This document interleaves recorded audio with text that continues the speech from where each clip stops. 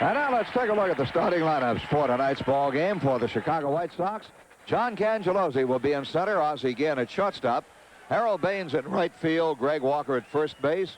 Jerry Hairston will DH. Tim Hewlett at third base. Steve Lyons in left field. Julio Cruz at second base. And Joel Skinner will catch. On the mound for the White Sox, left-hander Floyd Bannister with a record this year of 5 wins and 5 losses.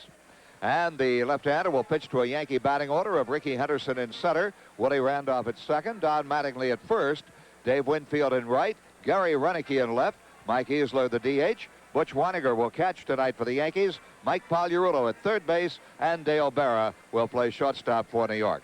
On the mound for the New York Yankees, right-hander Joe Niekro does not use the knuckleball quite as often as brother Phil, but he uses it very effectively.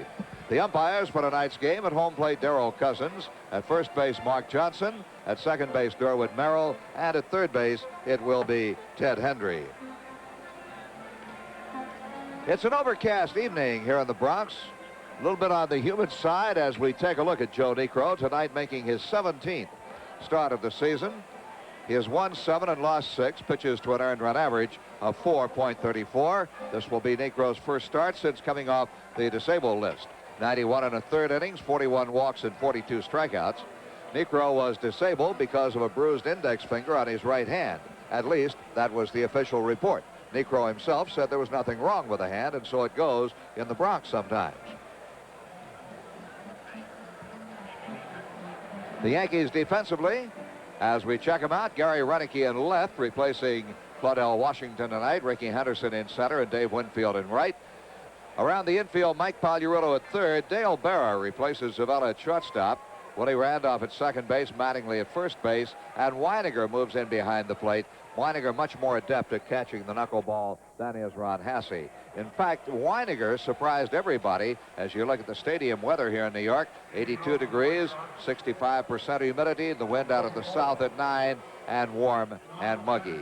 Getting back to Weiniger, he surprised everybody, himself included, I think, the way he stepped right in and caught Phil Niekro when Phil Niekro first joined the Yankees, bringing his knuckleball here from Atlanta.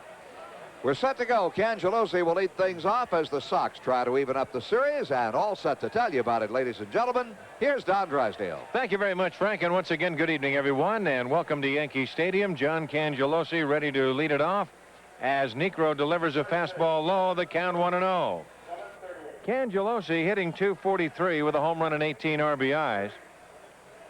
John with a 5-game hitting streak going for him.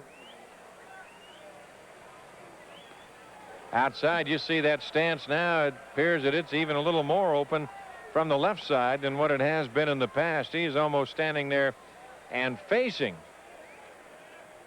the pitcher. High, and the count goes to 3-0 with Ozzie Guillen on deck. You have to like Cangelosi better as a left-hand hitter for a big reason. He's closer down to first base. He has that very good speed. He hits the ball on the ground. He's got an excellent chance for the base hit. There's a strike, and the count 3-1. Pagliarulo up on the grass at third. Mattingly a few steps behind the bag at first.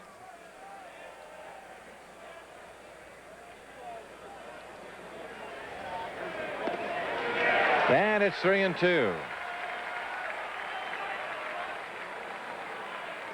Now, as yet, Niekro has not thrown Cangelosi the knuckleball. Figures he's not going to fool around. He's going to come right at him and take your best shot.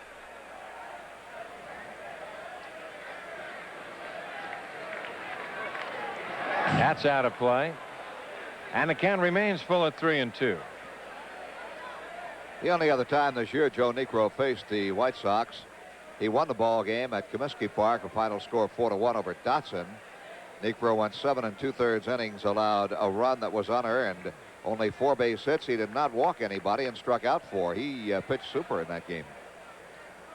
And he has a count 3-2 to the leadoff hitter, Cangelosi. Struck him out looking.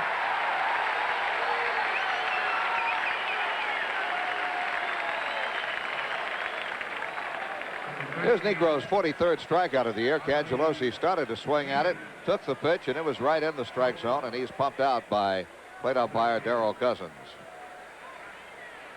So 1 out, and that will bring on Ozzie Guillen.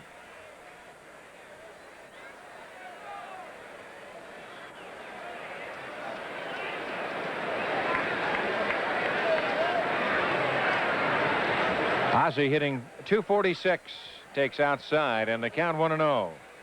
Couple of home runs, 33 RBIs. He's hit safely in 5 of his last 6 ball games.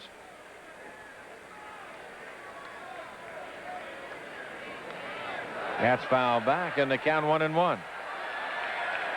Now, Niekro probably looking at that lineup tonight and saying that he can possibly change his style of pitching. Well, at least on the first 2 batters, Don, he feels he can overpower them. That's right. And so on, then towards the end of the lineup, same way, he can work around a little bit. Doesn't have to stay strictly with that knuckleball right there as he throws it. It drops for a base hit in left field. So Guillen's aboard. And maybe he'll put it back in his pocket. Who knows? That's right. We'll wait and see. And that will bring on Harold Baines, who had an 8-game hitting streak snap last night, hitting .313, 12 home runs, and 53 RBIs. And that leads the Sox in the race for the Arby's RBI award.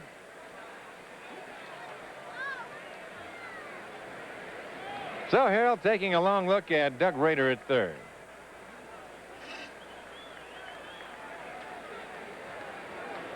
Checked Rader's hands out for the ball game. There's no fluorescent paint on them, on the palms.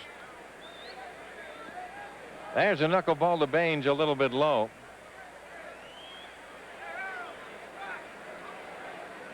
Well, I'm sure Jim Fregosi was as surprised as anybody, but he hasn't found all the Easter eggs yet. He's only been here a few weeks. There's a bouncer foul. And there's another basketball somewhere. 1 ball and 1 strike. How about jelly beans?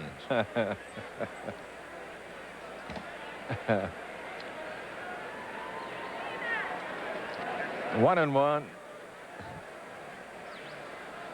You see Hasse over there watching Ozzie Guillen. Well, he might be yelling if Guillen should take off over there, trying to help Weiniger out with a left-hand hitter Baines standing in.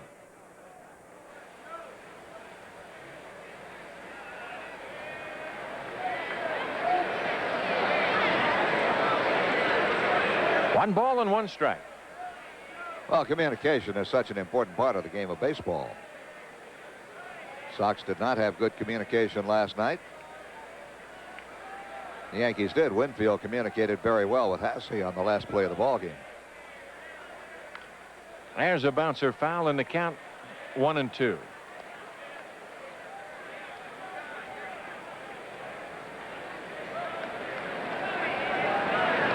Winfield's been taking quite a bit of heat here in New York, and now the latest trade rumor has Winfield being traded for Ozzie Smith. Winfield says, you better ask me about that because I have the right of veto. And then Winfield says, you know, I like New York. I think I'll play the rest of my career here. So if Winfield doesn't want to be traded, Winfield will not be traded. Well, Dave has always maintained, too, that he would never play for any club that had artificial surface. A little closer to Guillen. And as everybody knows, that's exactly what Busch Stadium has, the artificial carpet.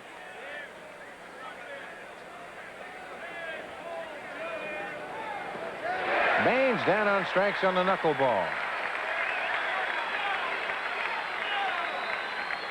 So 2 strikeouts in the inning, and that'll bring on Greg Walker.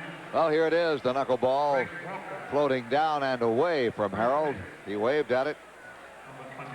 So the knuckleball comes and it goes. There's a strikeout and also a base hit against the knuckler.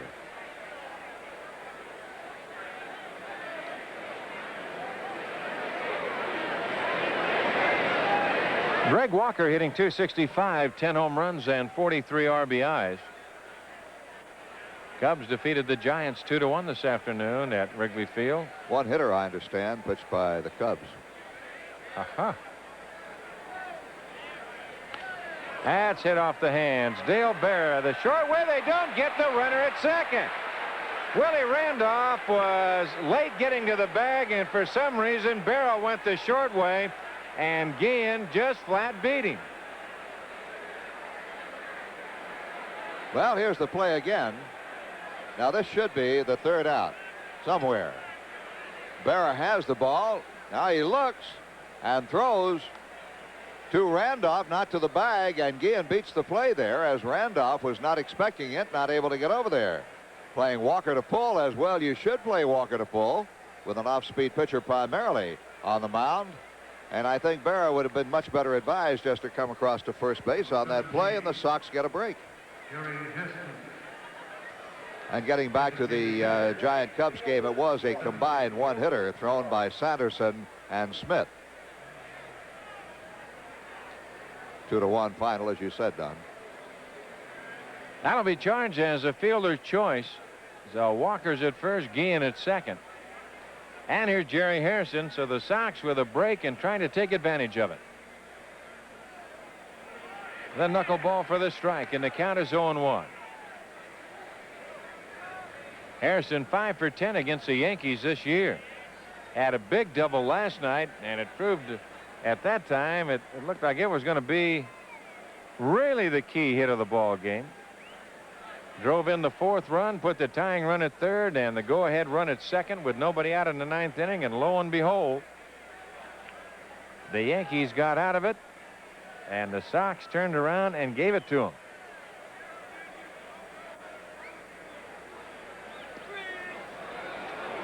Two and one to count. Well, skipper Jim Fregosi was not mincing any words after the ball game last night in discussing the two plays in the ninth inning.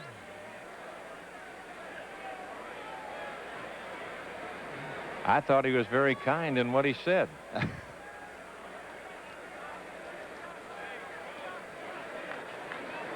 2-1 the count.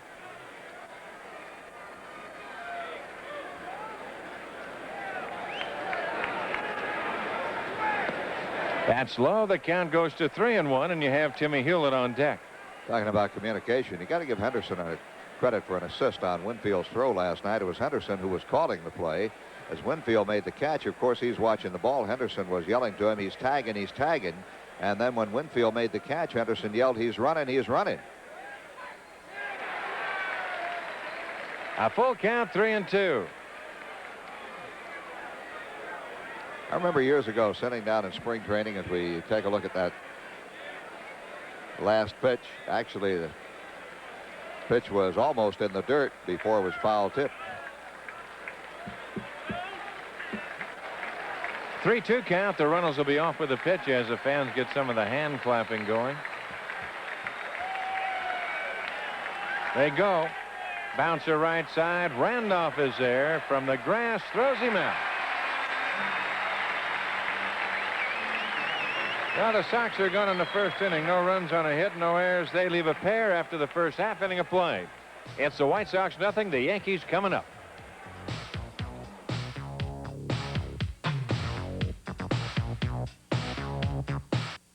Top half of the first, despite an infield mistake by the New York Yankees, the Sox left a couple of guys on. And now we go to the bottom half of the first inning and take a look at southpaw Floyd Bannister, bringing in a record of 5 wins and 5 losses. Benny has had a good career against the Yankees, winning 11 and losing to them only 5 times. I can recall at one stretch, Bannister had a 7-game win streak against the New York Yankees. He lost to them in an earlier start this year. There's Bannister's record for the season. 11 starts, 1 relief appearance, 65 and a third innings, 23 walks, 31 strikeouts. A very good earned run average, 3.17. He's given up 6 home runs, one of those to Butch Weiniger, who hurt him in his start against the Yankees at Comiskey Park back in early May. Don? And Ricky Henderson will lead it off. There's a shot. Fair ball down the left field line. Getting on the ball in a hurry is Lyons. A throw to second. Did they get him? No. Without a slide. Throw on the bag, and they got him. Yes, sir. Good throw, and he's out at second base. Henderson gambled, and it paid off as Lyons Threw wide of the bag at second. We look at it again.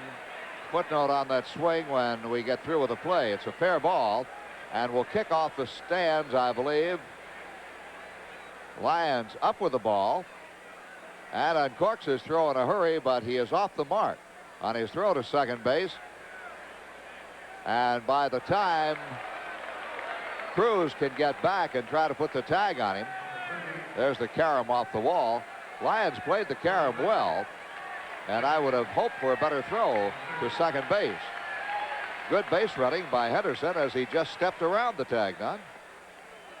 And guess what the first pitch was, Frank? A fastball, and I was going to say there's a footnote to that swing, and that is the footnote. A fastball, first ball hitting Henderson. The word's around the league, Don. Every hitter is going to be looking for a fastball from a Sox pitcher on the first pitch of the game. It's amazing.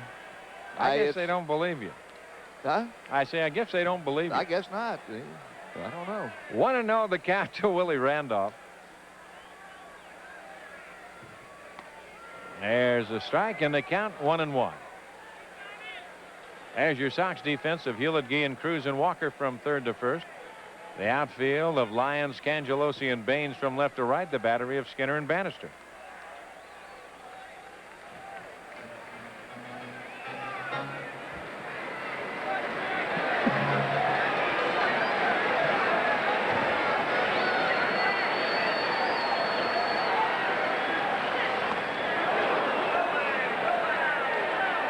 One and two the count.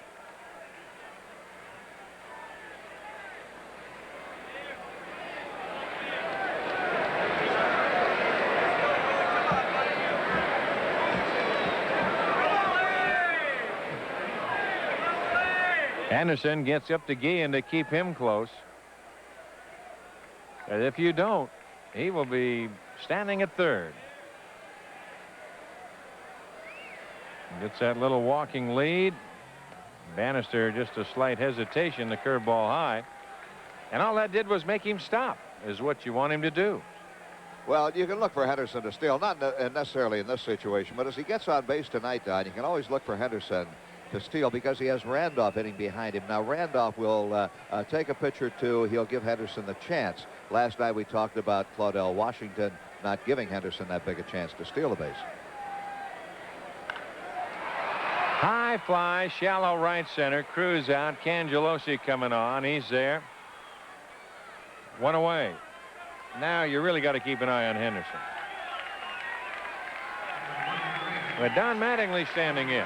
And I would hope that Ozzie Guillen, you'd walk in there and say, look at now. Give me a look. Don't forget our pickoff play, and let's go. Make him stop.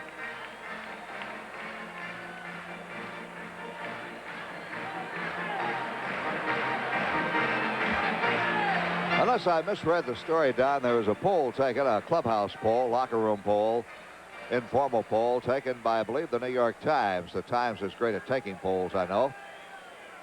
Around the American League clubhouses, the question was asked, who's the best player in the American League? Of the players, asked of the players.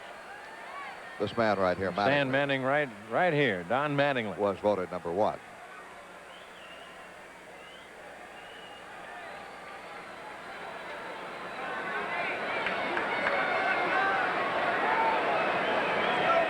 Of course, you got a great situation here for Mattingly. It would be greater with a right-hand pitcher out there, of course.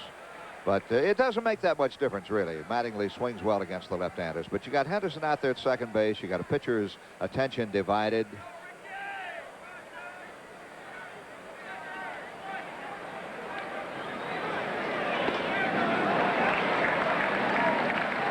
One ball and no strikes. Well, Mattingly can hit that ball to the opposite field just as well as anybody. Oh, you pitch him away, he can't do it. He's almost patented that little serve out into left field. That's where he gets a lot of his two-base hits. Just hitting the ball over the head of the third baseman. See right there, hitting .375 against the White Sox.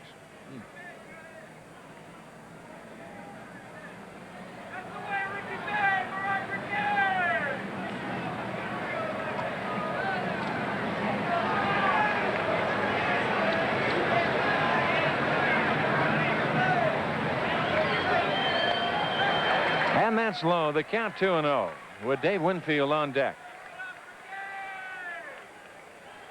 I will finish the story I started about the communications as far as outfielders are concerned, but not right here.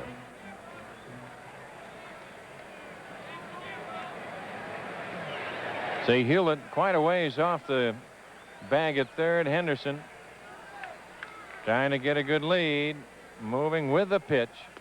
There's a strike and the count 2-1.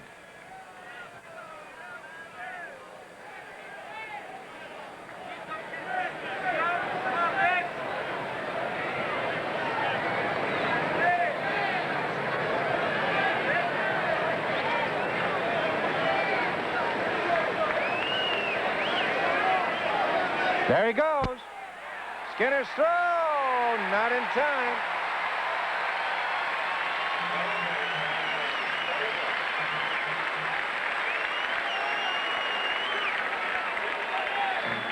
Well, here it is again from the lead. There goes Henderson.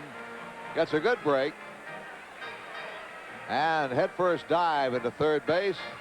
It was pretty close play down there at third, but he is in with a stolen base. Here it is again. Skinner throwing from his knees, and from that angle you see Henderson is in there easily at third.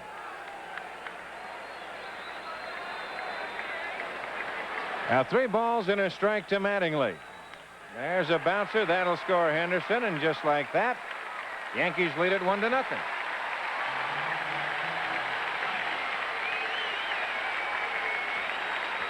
Well, Henderson's legs mean so much to this ball club. He gets a congratulatory handshake from Piniella and then from Berra over there in the Yankees dugout. So the Yankees have stolen a run right here. Henderson stealing third and able to score on the routine ground out by Mattingly. And Mattingly now has picked up his 66th RBI on his way toward leading the league again. And that will bring on Dave Winfield. Well, it's a gift run, not only with a stolen base, but what we've talked about before with that first pitch fastball, whether it's the start of the game or out of the bullpen or whatever it is. And you give good clubs that type of opportunity, and they will just take it and say, if you think you're that good to spot us a run, we'll take it, and we'll go from there. They appeal, they say yes, and the count 1-1.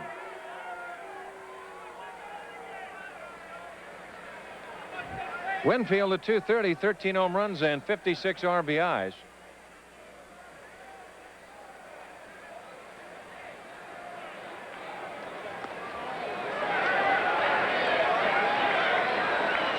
Two and one the count.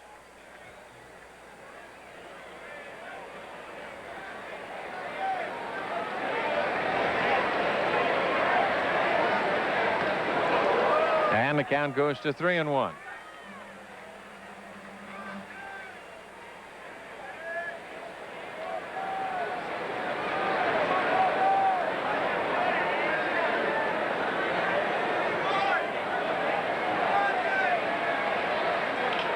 Bouncer up the middle, that'll be a base hit.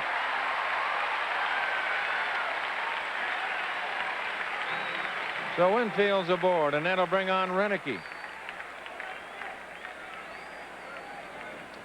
Well, there's his swing. Winfield beating down on the ball, but he bounces it right out over second base and out of the reach of Julio Cruz. So the second hit of the inning. Renicky stands in, hitting .317 with 3 home runs and 16 RBIs. The Yankees are drawing within reach of the Boston Red Sox. They are 6 behind.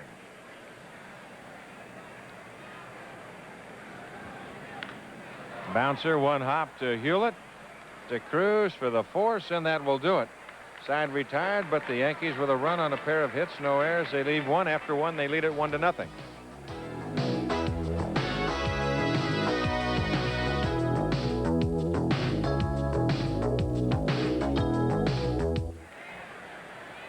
Third base, number 32.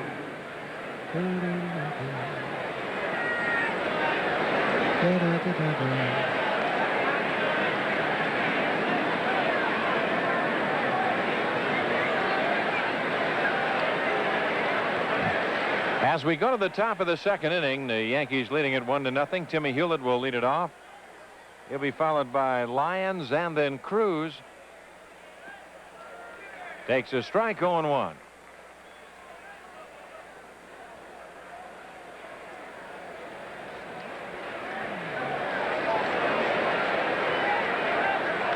Fouled away, 0-2. And we'd like to send along a big White Sox welcome to our affiliates: WYZZ in Bloomington, WRSP in Springfield, WQRF in Rockford, WXIN in Indianapolis, WAYK in Palm Bay, KLJB in Davenport, Iowa, and of course our flagship station, WFLD TV Fox Incorporated in Chicago. 0-2 pitch, loop foul. Hewlett last night with a 2-run homer, his 7th home run of the year. RBIs 22-23. On deck, Steve Lyons. 1-3 lifetime, Niekro against the Sox. That one win came earlier this season. Right side to Randolph. To Mattingly, one away.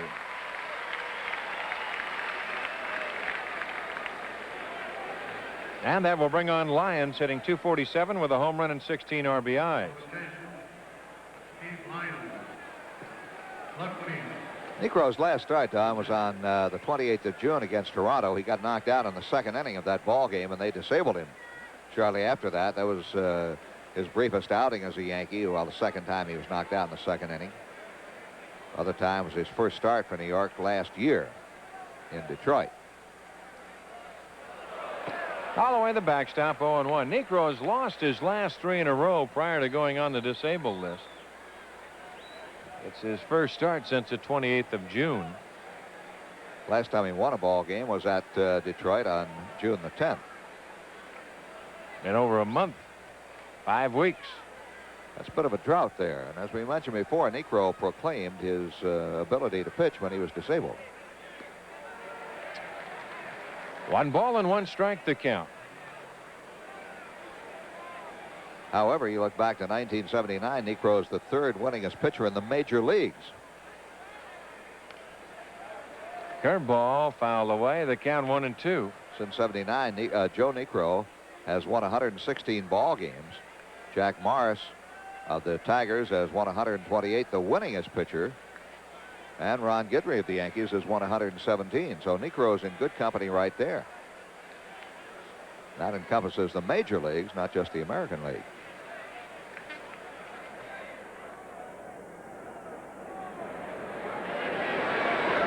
A ball and 2 strikes.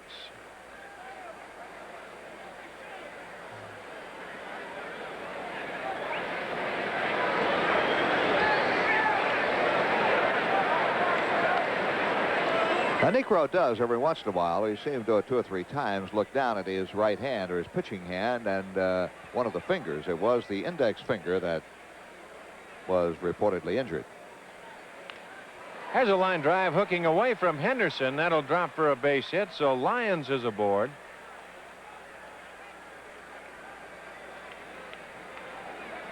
That is hit number 2. And it'll bring on Julio Cruz. And just a reminder that every Monday night home game in '86, that's half price night. All box reserve general admission tickets are half price. And mark this date down. The next one coming up July 28th against the Eastern Division leaders, as of now, the Boston Red Sox.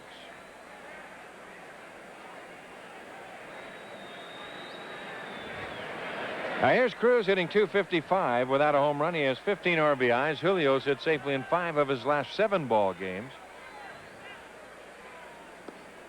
Takes a strike, 0-1.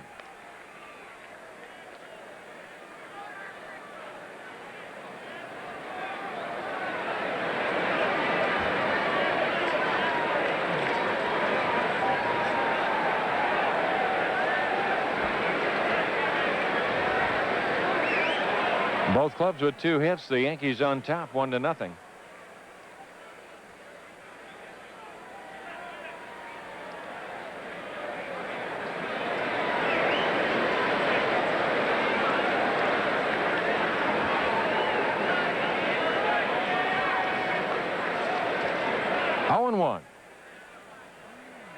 Joel Skinner on deck. There goes the runner and bluffs, and the ball gets by Weininger. So Lyons to second base. He started stop, and then we'll see how they call it. Well, if he stopped, it should not be a stolen base. If he had started, kept right on going, under the rules of the official score, they'd give him a stolen base. But once he stops, it'll be a passed ball now charged to Weiniger. If he had kept right on going, no matter what happened up there at the plate, they He'd would have have got given the right. the stolen base, which is a little strange scoring sometimes in my book, too. That's high as Weiniger fights that one. Said earlier when Weiniger was called on to catch Phil Niekro, when Phil Niekro first came to the Yankees, he had not caught knuckleballer. But he went out there and he amazed Niekro, and I'm sure Weiniger amazed himself with his ability to catch the flutter ball. Outside, 2-2 the count. As a consequence, he caught most of the times that Phil Niekro pitched. Hasse did have Niekro a time or two. Well, it's a special talent. There's no question about that. I think you can ask Rich Gedman that. After trying to handle Charlie Huff the other night down in Houston. As you look at Lou Piniella sitting in the background, Don Zimmer.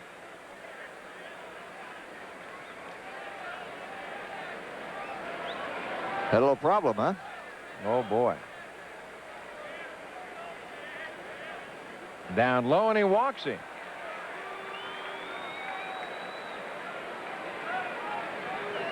First walk issued by Niekro, and that will bring on Joel Skinner.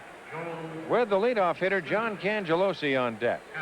You mentioned Gedman. I noticed the Seattle Mariners beat Boston 5-1 out on the West Coast last night. And the Red Sox committed 5 errors in that ball game. Gedman had one of them. Buckner had one. Quinones had one. And Tom Seaver had 2 while he pitched. Seaver's errors evidently didn't hurt. But other errors hurt Stanley, who gave up 4 runs to lose the ball game. All runs unearned. Here's a high fly ball hit deep right field. Back goes Winfield to the wall. It's gone. Home run, Joel Skinner, and the White Sox take a 3-1 lead.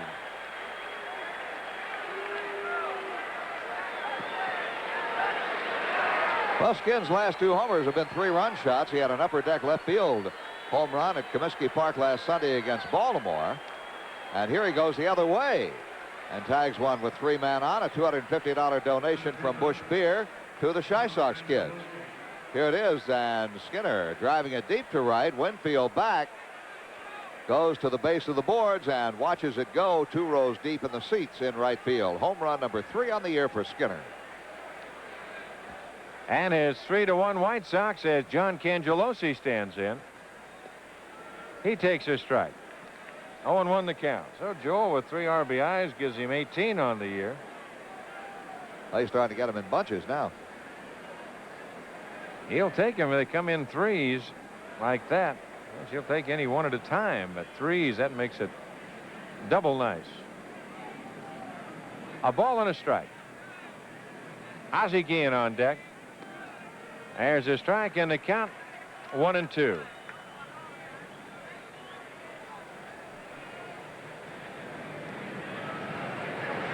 Cangelosi got nothing but fastballs. The first time at bat, struck out looking. He has seen 1 knuckleball. The rest have been fastballs. That's the knuckleball low. Well, the count 2-2.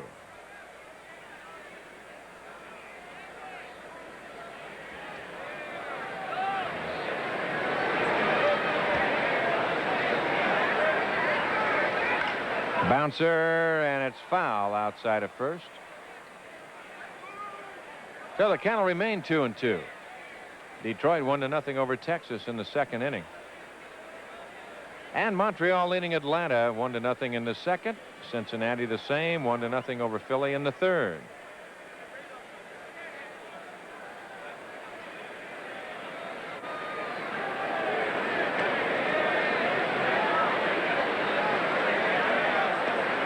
Down low, 3-2.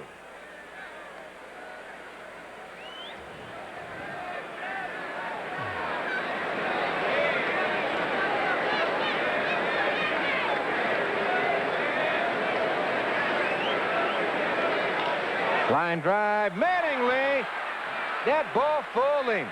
He thought he could catch it without jumping. He got on the wrong foot, never got in the air. and he never got the baseball. So a base hit for John Cangelosi. Well, we'll take another look at it. Excuse me, Don. Cangelosi lines it, and Mattingly did. He got caught right there. Could not get up. And Cangelosi is on, and the Yankee pen will go to work. Well, that looks like that might be big. Stoddard and Shirley. Stoddard, yeah. And Bob Shirley. Ozzie Guillen a shot fair down the line. And somebody hit the ball. That'll be a ground rule double. Winfield picks it up, and he will just toss it back in the seats.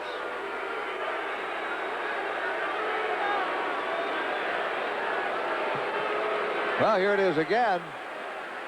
Guillen, who singled to left field in the first inning, pulls this ball hard, hits it right on the chalk line, and as it bounced up there toward the seats, it was touched by a fan. First base umpire Mark Johnson racing down the line to watch the ball in flight. He immediately called it. Ball out of play. Bad interference, out of two-base hit. Runners second and third. Here's Harold Baines. He'll walk him intentionally and pitch to Greg Walker. Sox on top, 3-1. And trying to have a big inning as they're on the phone to the bullpen trying to see who's available and how quick. Well, that was Mark Connors, and of course we saw the men get up just a moment ago, so nobody is ready yet out there. Shirley can get warm in a hurry. I'm not that sure about Stoddard. I know Shirley, though, can just about go out there and pick up a baseball and flip it up in the air a couple of times and be ready to come into a ball game. He has that kind of an arm. Now here's Greg Walker on a fielder's choice, his first time at bat.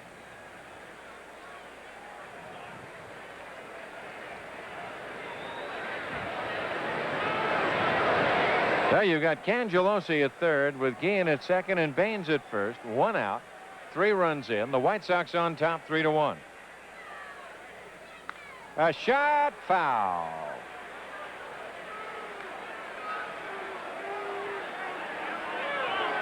That home run a moment ago by Joel Skinner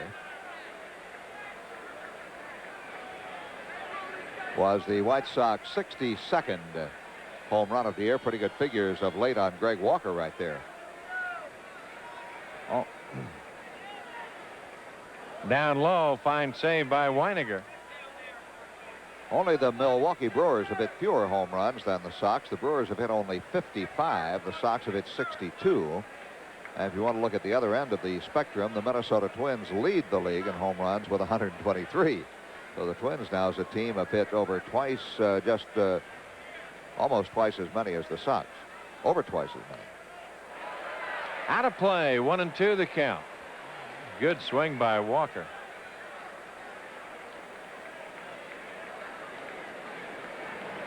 Yeah, see Milwaukee. Gorman Thomas going back to the Brewers. Yeah? Well, they took a look at their own home run figures, I guess. I'm sure Gorman is pleased. 1-2 pitch. Foul back. He did not fool Walker with that fastball. Greg with a good swing as he tried to slip it by him.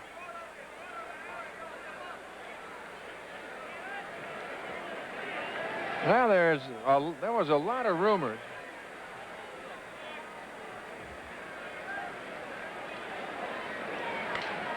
Broken bat, fly ball, shallow right going out is Randolph, and let's see the infield fly tagging Cangelosi that time. Rader got right in the line and said, "You're going to come home, you're going to come through me." There'll be no more of that. That's right. Even though the infield fly rule is invoked, a runner can tag and advance at his own risk. The bat sawed right off in Greg's hands.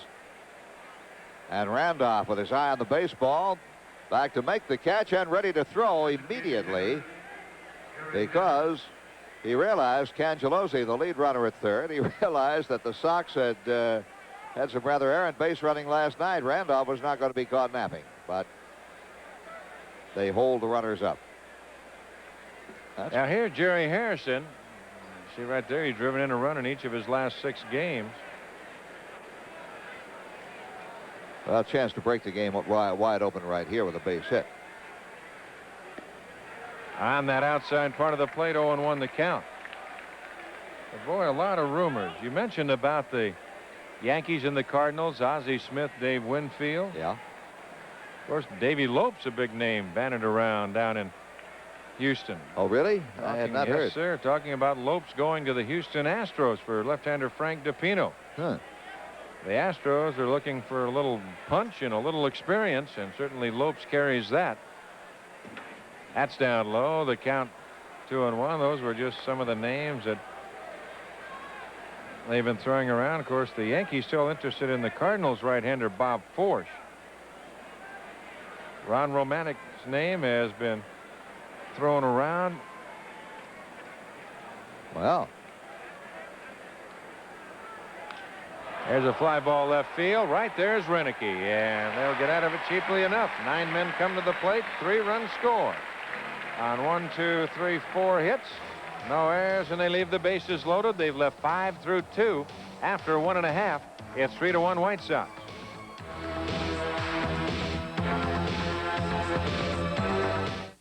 Rangers will have to solve Jack Morris. Minnesota sends Blyleven in Baltimore, and Cleveland plays in Kansas City. The Royals under Mike Ferraro. Toronto at California, Boston at Seattle, and Milwaukee at Oakland to round out the American League. In the National League, a one-hitter pitched at Wrigley this afternoon with Sanderson getting the win, Smith a save, and Keith Moreland drove in both runs for the Cubbies, 2-1 over the Giants. There's the rest of the schedule, and we'll update others as the night goes along. The rest of the game's not yet underway. One pitch, and Guillen takes care of Easler, 1 away, and it'll bring on Butch Weiniger. And Don, it's a very tragic thing. I hate to even talk about it because the man is a very dear friend of mine and has been for many, many years. First as a player, I saw him as Rookie of the Year. I saw him as a player. I saw him as a coach and a manager, and just one of the great minds in baseball. The skipper of the Kansas City Royals, Dick Hauser, who is hospitalized, is diagnosed as a brain tumor. We learned late this afternoon, and it's just tragic. He'll undergo surgery. Last report I had, surgery is scheduled for next week. High pop right side, and Walker will handle that off of the bat of Weiniger. 2 outs, and it'll bring on Pagliarulo. Well, there's no question about it, Frank. It is a tragedy, and all we can do is hope, and our prayers with Dick and the family, and hope everything is okay. Well, I know that he will be comforted with having his wife Nancy, of course, there with him. Dick has twin daughters who I believe were living in California. And the Royals are being managed by Mike Ferraro on an interim status. Here's Mike Pagliarulo. That's up high, and the count 1-0. It was certainly a shock to me because Hauser directed the American League All-Star team in the game Tuesday night. And you saw him. Just saw him a couple of days ago. And I couldn't believe it when I heard it. 2-0. The only thing I heard was that Dick had been complaining of neck and back pains for maybe the last couple of weeks.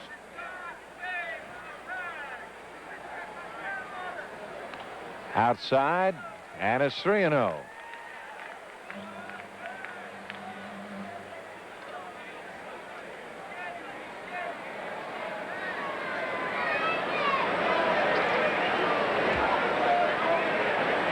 On deck, Dale Berra. Walks him.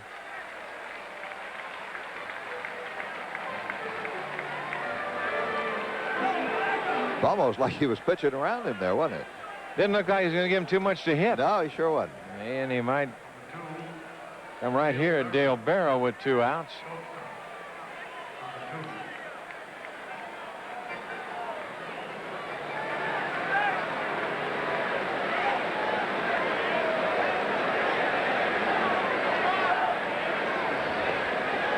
Berra takes low. The count 1-0. Hitting .255 with a pair of home runs, 13 RBIs. Talking about Minnesota leading the league with 123 home runs. The Yankees are second with 110. High pop right side, out of play. Then the count will go even at 1-1.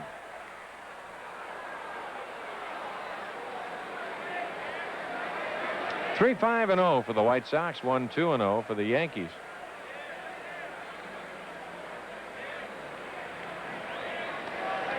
But we're talking about that name, Ron Romanic, and young right-hander with the California Angels. A lot of the rumors floating around Houston. And what they're after, they're thinking a little bit about Rick Rhoden with Pittsburgh. Oh, the Angels are, huh? Oh, yes, sir. They got a good deal over there last year when they got John Candelaria. John, of course, back in the rotation right now. And their rotation of Don Sutton and Mike Witt, John Candelaria, Kirk McCaskill. The field is strong enough. They can add somebody like Rhoden, and that could be, hopefully they figure, the icing on the cake. And the name of Romanic is expendable, along with maybe another youngster in the organization. Sid Thrift is after young players. A lot of people, I guess, have talked to the Pirates, listening to conversations down at Houston. But the demand was very high, and they could not break up their club to do anything. There's a line drive left field, but right there is Lyons, and that will do it. So the Yankees are gone. No runs, no hits, no errors, and a man left. And after 2, the White Sox lead it 3-1.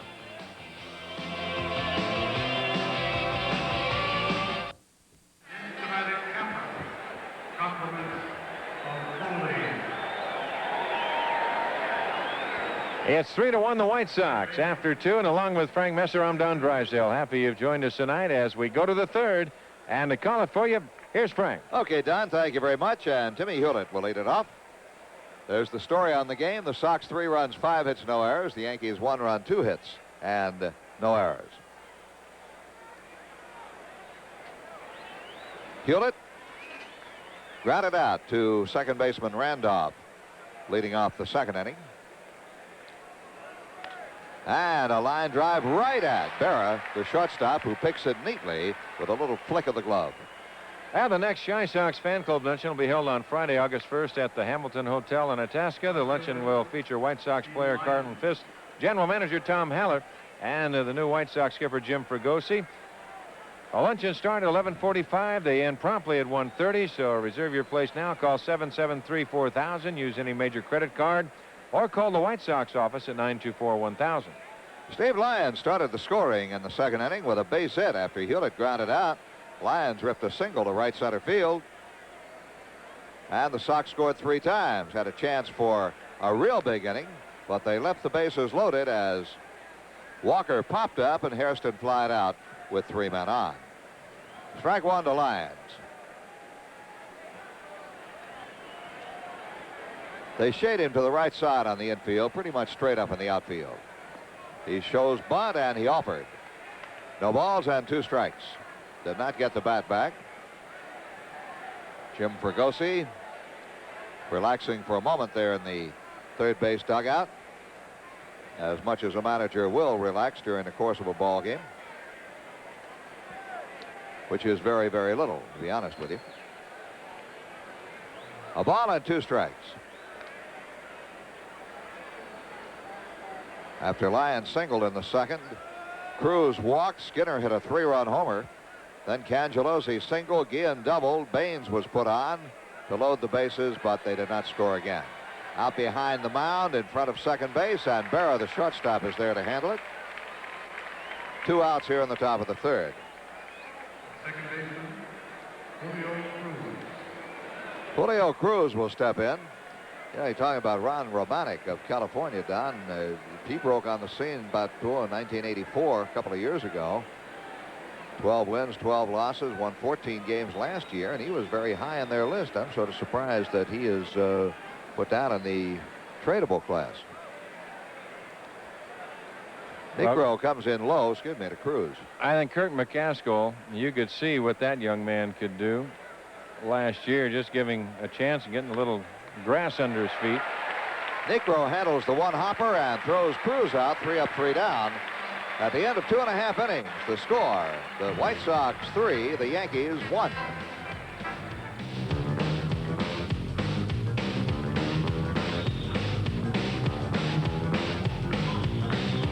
In the American League slate, Detroit 1-0 over Texas in the 2nd inning. 2-0. Minnesota over Baltimore in the first, Cleveland at Kansas City, and Toronto at California, Boston, Seattle, Milwaukee at Oakland.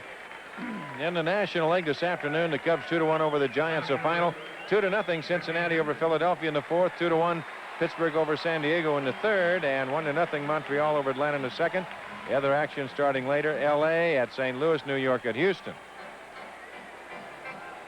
All right, Don, and right here, the Sox lead 3-1 as we go to the bottom half of the third inning. Ricky Henderson leads it off for New York.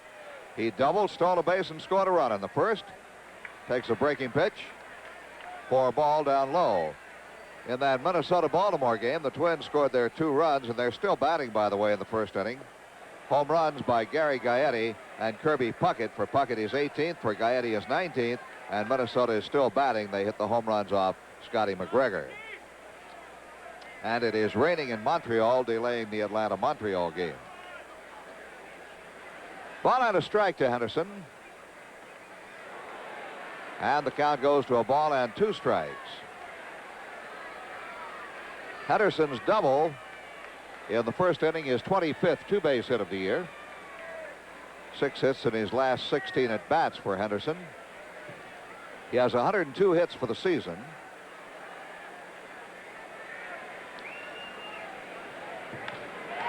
Fly ball, right field, easy chance for Baines. And we have 1 out on the bottom half of the third. That'll bring up Willie Randolph as Henderson shakes his head, going back to the dugout. Randolph fly to center field in the first inning.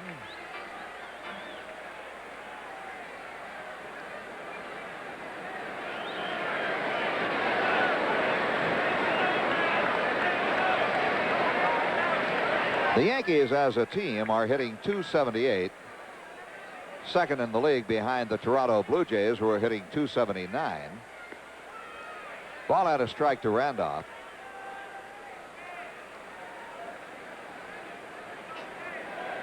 The White Sox, conversely, are hitting .248 as a team, the lowest team batting average in the American League. The league average is .264. 2 balls and a strike to Randolph. Randolph this year has walked 66 times. He leads the league in base on balls.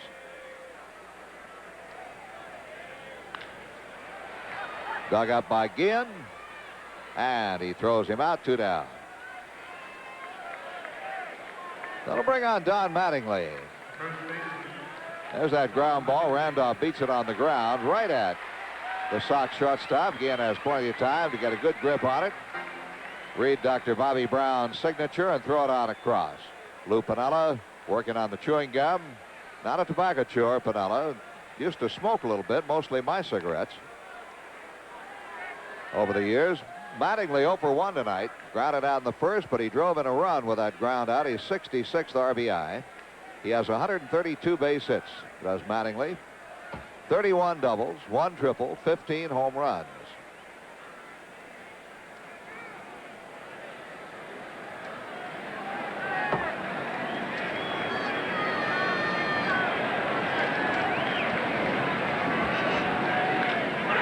Is gone if it's fair, and it is a fair ball home run for Mattingly. No question about it. From the time he made contact, you knew that ball was out of here.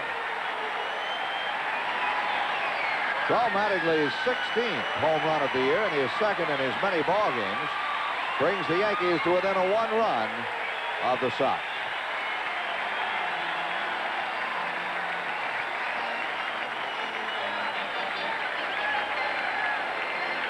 There's the swing, and he makes full contact with that one. Drills it deep into the seats down the right field line.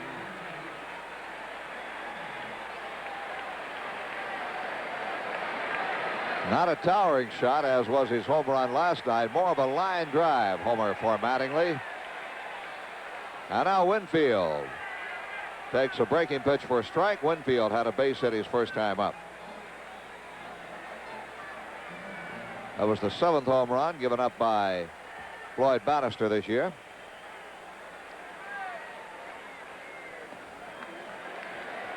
And the count goes to a ball and a strike on Winfield.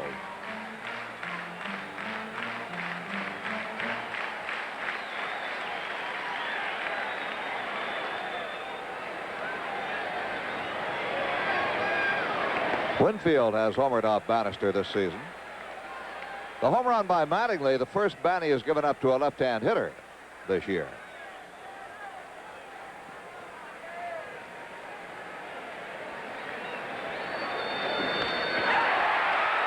Drive right center field. Baines back there, though, and has plenty of room to make the play. The Yankees get a run on Mattingly's homer, and at the end of 3, the score, Chicago 3 and New York 2.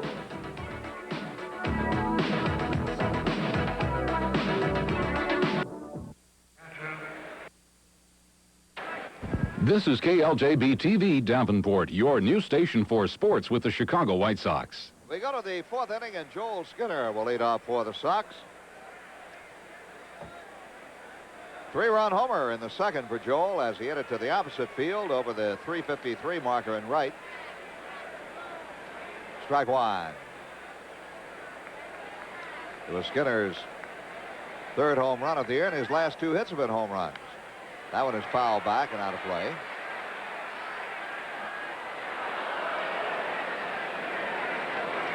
You guess they'll ever call him Mule, John Skinner? Mule? Haven't heard it. I don't know if they ever will or not. Probably people today, players, they don't know what a Mule Skinner is or was, and there are very few of them left anymore.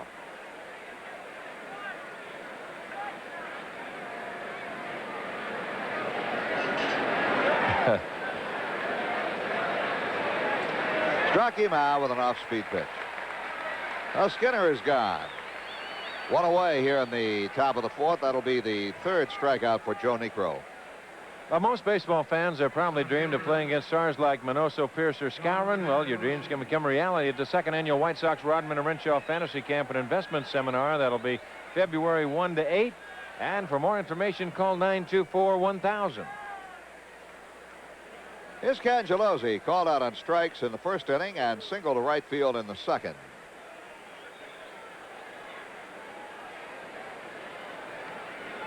Don told you earlier in the game, Cangelosi, if anything, has opened up his stance even more as the left-hand hitter.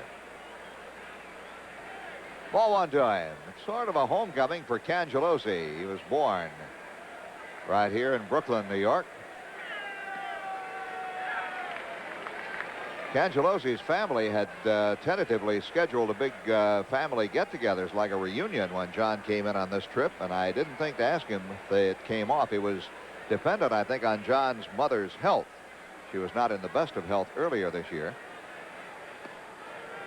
Strike 2, and it's 1-2 to Cangelosi. Well, whatever.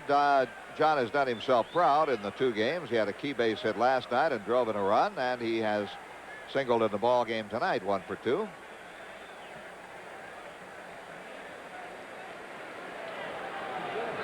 Two balls and 2 strikes.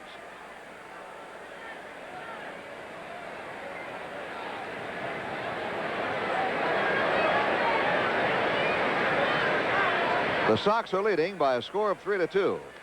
Foul back. Count will hold at 2-2. Game time tomorrow is scheduled to be 3 o'clock Chicago time. Tomorrow is Old Timers Day here at Yankee Stadium. Had a chance to see a few of the old timers around the hotel this afternoon down in Manhattan. Good to renew acquaintances with the major, Ralph Houck. Fouled away. Theme of Yankee Old Timers Day this year, a salute to the 1961 Yankees. And of course, very prominent among the visitors will be Tracy Stallard. Saw Tracy down at the hotel today. I didn't ask him about the home run. Probably the only one who didn't. Out of play on the left side. Now Cangelosi hangs tough against Niekro.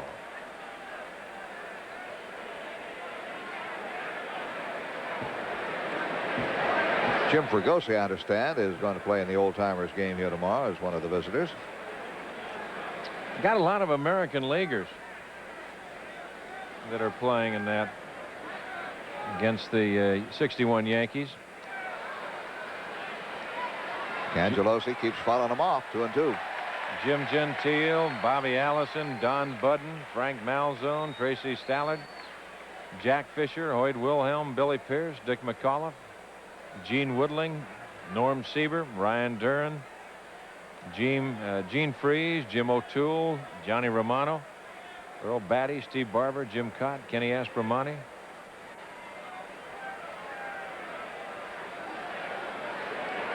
Two pitch. 3-2 to Cangelosi. Saw Billy Gardner today. He came down from his home in Connecticut. Saw Gentile. He's put on 100 pounds or so. Diamond Jim. Diamond Jim was never small. That one's lined out in the right field. That's going to be in for a base hit for Cangelosi. 2 hops off the wall, and Cangelosi goes on to second base with a stand-up double. His second hit of the ball game. And base hit number 6 for the White Sox. Now Johnny just reached up and stroked that ball nicely. Watch where the ball is. Just turns the hands over and draws it down into the corner. That'll be his 13th double of the year. Winfield plays it off the wall. I'll tell you, a guy who doesn't change over the years is Norm Sebring. I saw Norm today, and he looks just the same as he did, I'm going to say, 10 years ago. Lou Piniella pops up on the dugout steps as Ozzie Guillen, 2 for 2.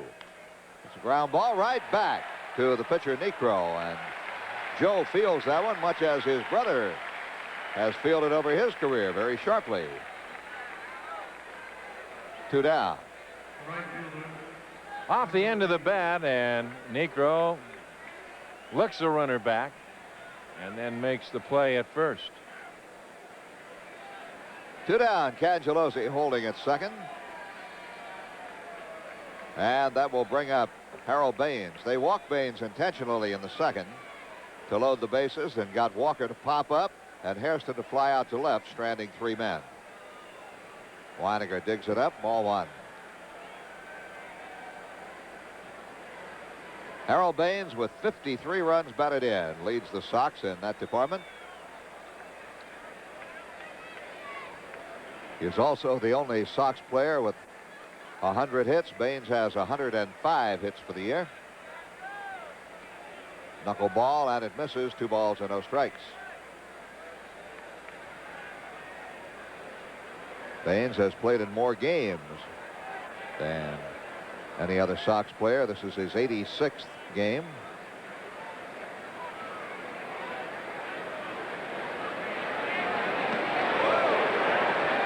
And Weininger bouncing around again. Harold almost walked into that, then had to get out of there in a hurry.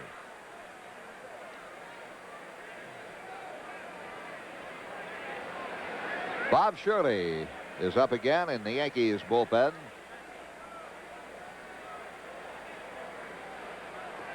Well, they turned Baines loose on 3-0, and he has his rip, and it's 3-1.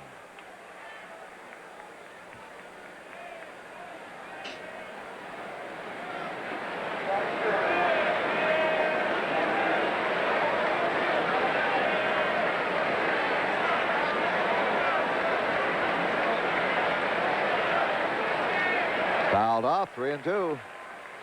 Well, Minnesota scored 3 runs in the first inning. Baltimore did not score. It's 3-0 Brewers, end of 1.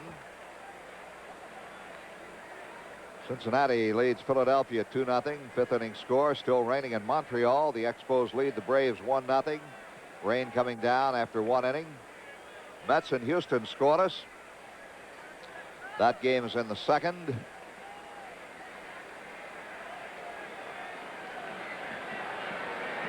Right here, the Sox lead 3-2. 3-2 count on Harold Baines with 2 gone. Struck him out. 4th strikeout for Niekro. No runs, a base hit, a man left on. At the end of 3.5, the score: Chicago 3 and New York 2.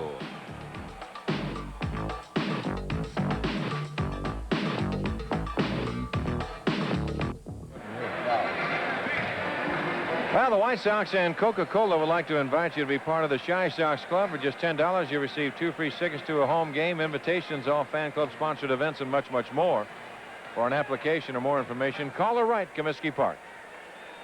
Left fielder. Well, there was the story on this game. The Sox lead it 3-2 as we go to the bottom half of the fourth inning. And the Yankees have Renicky, Easler, and Weiniger coming up. Renicky forced Winfield with a ground ball to third base in the first inning, so he's 0 for 1. Pretty good on-base percentage right there for Renicky, reaching in 18 of his last 31 plate appearances. Reaching either by base hit or walk. Those stats are based on a man earning his way on, not reaching by forcing a runner. Ball 1.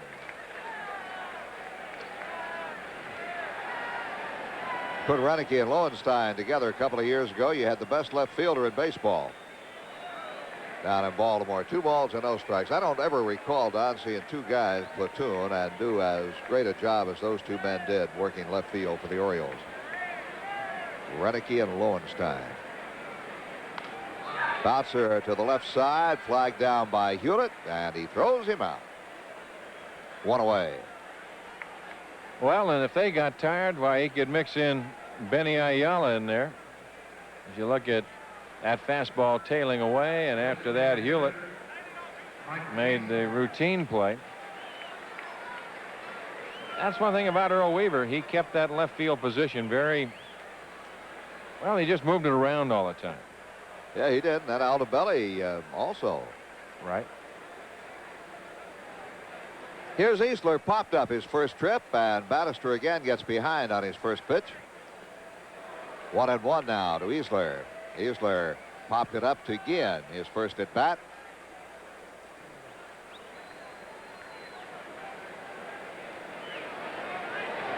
It's down on that crouch.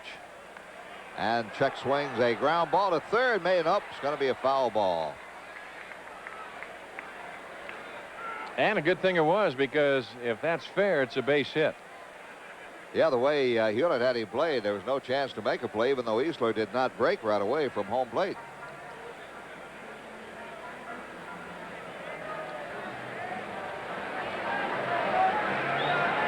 So it's a ball and 2 strikes to Easler. Game 2 of this 4-game series and game 2 of the 11-game road trip for the Sox. They go on to Cleveland for 3, Baltimore for 4 more before coming home against Boston. That's out of play. In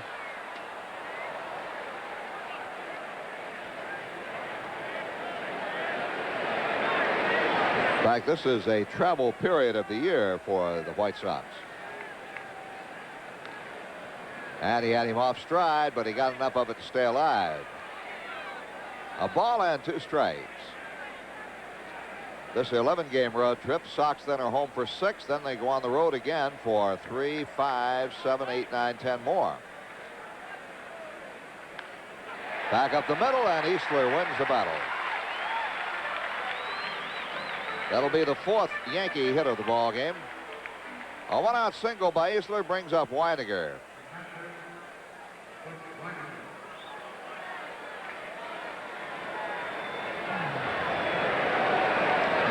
Earlier this year, Weiniger hit one of his 7 home runs off Floyd Bannister.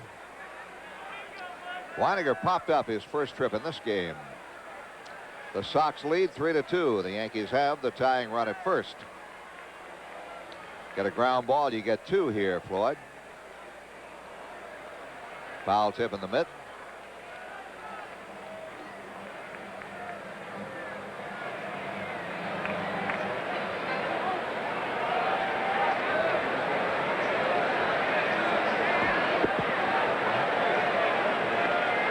Fastball is inside, and the count is 1-1 to Weiniger. 6 game-winning RBIs, 3 more than all of last season. So Butch has been getting some clutch base hits for the Yankees.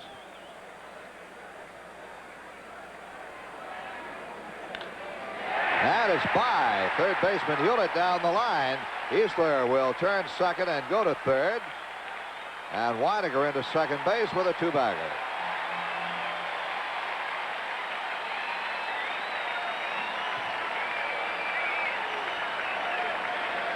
Well, he got the off-speed pitch and just pulled it. Hewlett was quite a ways off the line. He didn't have a chance.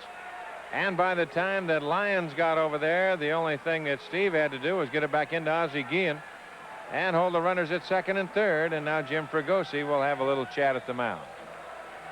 And I don't know, Don, I've got to have to ask you this. Is there a lack of communication there? An off-speed pitch and Hewlett not moving over toward the line a little bit at third.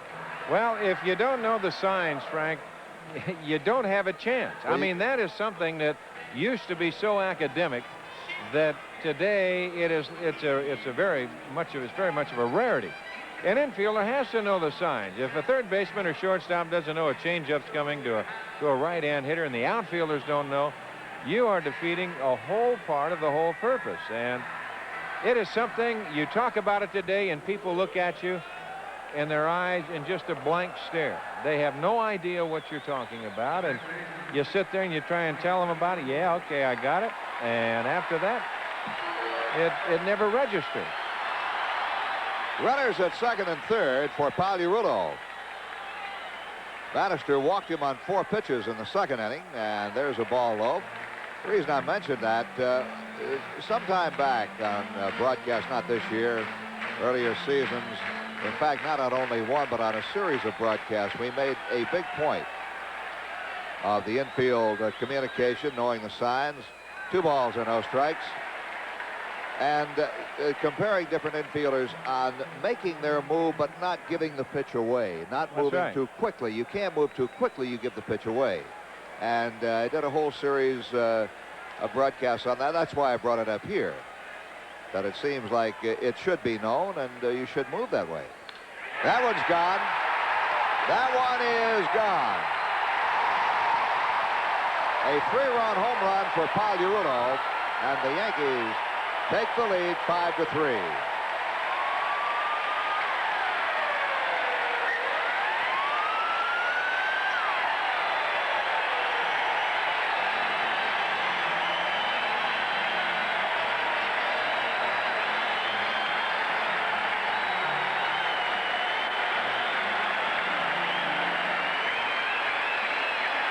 Now Pagliarulo just gets the pitch down and over the plate, and he just turns on it. That's all. And he's strong enough to hit it out of here. He didn't have to hit it that far, but it didn't have to go that far.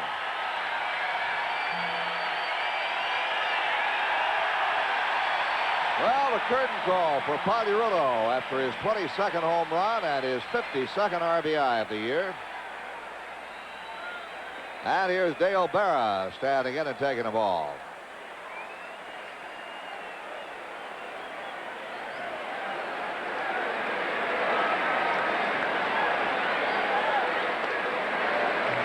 So 2 Yankee home runs tonight, both hit by left-hand batters, Mattingly and Pagliarulo.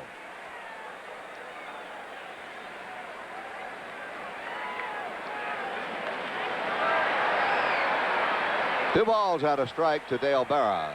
Bill Dawley has started to warm up in the Sox pen. Not a happy look on that man's face.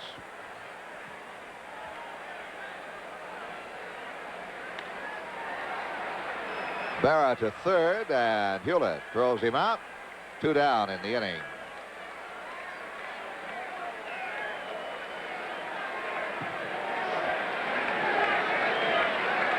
Timmy right there on a change. You know, I'm talking about the change before to Hewlett. Hewlett just never had a chance, and went from a left-hand pitcher to a right-hand hitter, or a right-handed pitcher to a left-hand hitter. You don't let things like that happen and make some kind of communication and make things known to your infielders or outfielders, then again, that's where you're going to get in some problems. That time, Timmy, the ball was just hit right at him, but there was another change, and he was still off the line.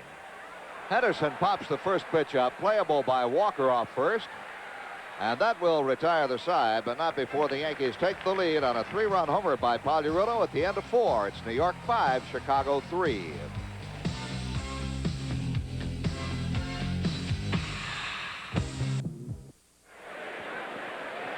First baseman, Greg Walker.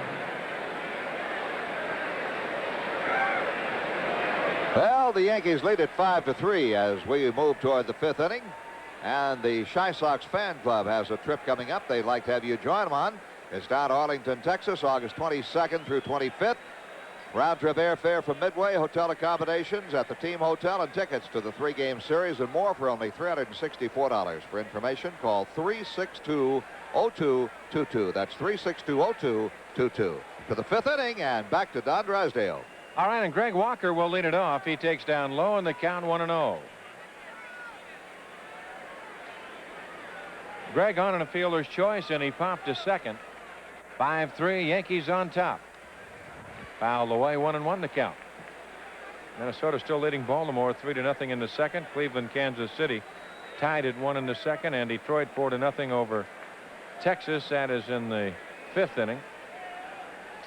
New York, Houston, no score in the second. Still raining Atlanta, Montreal. 5-0 Cincinnati over Philly in the 6th.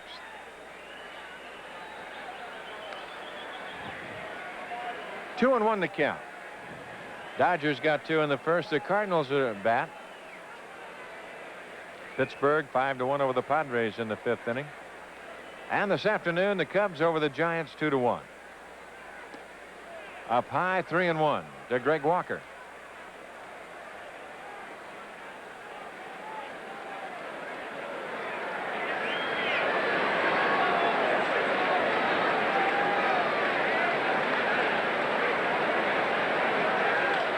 Line right center field. Henderson off of the crack of the bat. Does he have it? No.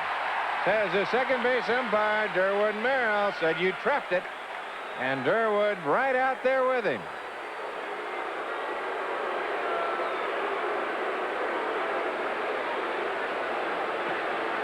Well, we'll take another look at it. There's Henderson on the move. Got a long way to go. Circled around just a little bit, and you can clearly see the ball hit the ground, as did Durwood Merrill, who went out there to watch the play. So a base hit for Greg Walker.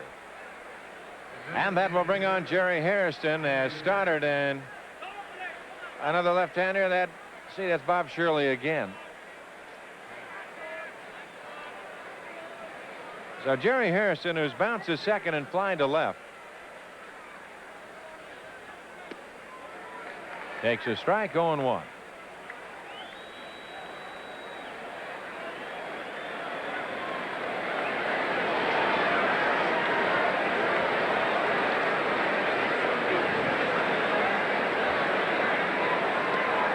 That's low. The count goes to 1-1. So the White Sox have out-hit the Yankees 7-6, but the Yankees, aided by the long ball, on top 5-3. That's outside. 2-1 to count. Now that's Al Holland and Stoddard. Holland the left-hander and Stoddard the right-hander.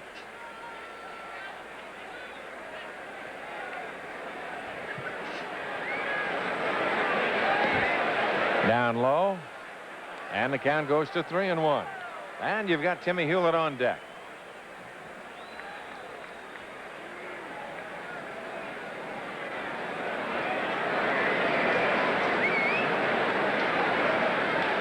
Back up the middle off the end of the bat. Berra will step on the bag, and they'll double him up. Taylor made, even though it wasn't hit hard. Well, here it is again. Berra just has to take one stride. Steps on the bag, hangs in as Walker slides in and fires back across to Mattingly. Another angle on it, looking at it from center field. And the Yankees turn over their first double play in the ball game. And number 84 on the year. And that will bring on Timmy Hewlett.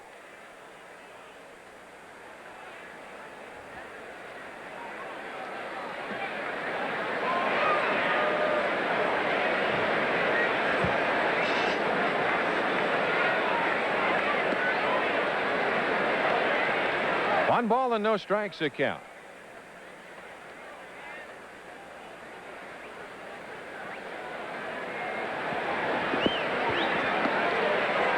And the count moves on to 2-0. Hewlett has bounced to second and line to short.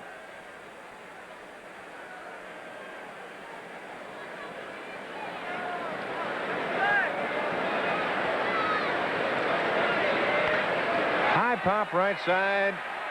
Coming over, Weiniger throws the mask away. And that will do it. White Sox are gone in the 5th inning. And to the bottom of the 5th, the Yankees lead at 5-3.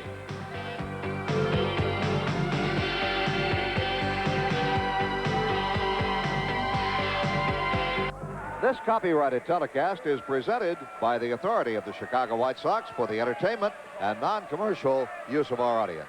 Any reproduction or other use of this program without the express written consent of the Chicago White Sox and Fox Television Stations Incorporated is prohibited. It'll be Willie Randolph to lead off as we go to the bottom half of the 5th inning. The Yankees out in front, 5-3. Randolph, Mattingly, and Winfield here in the bottom of the 5th inning. High hopper, Guillen in the hole, and gets him. And that'll bring on Mattingly.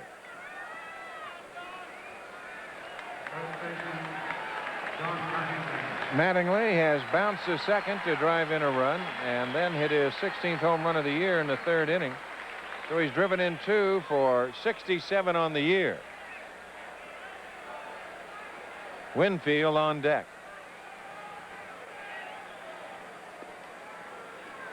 Oh, 0-1. That's quite a race right now between Mattingly and Puckett of Minnesota for the league lead in base hits. I know Puckett and Mattingly each have homered tonight. Mattingly has 133 hits, Puckett 132. And a check swing, Bannister over. He'll give it to Walker. 2 outs. And that'll bring on Winfield. Right fielder, Dave Winfield. Boy, that makes a batter burned up right there. Take a check swing and get cheated out of a full swing. See that ball go fair. That make him feel worse than striking out. At least in striking out, if he isn't fooled on the pitch, he gets his rip at it. Now here's Winfield. Has singled and line hard to Baines in right center. Curveball for the strike, and the count is 0-1. 3rd inning, no score, Houston, New York. 7th inning, Cincinnati, still 5-0 over Philly. High to left, but Lyons will have a play on the warning track. And that will do it. The Yankees are gone in the 5th, and through 5, they lead it 5-3.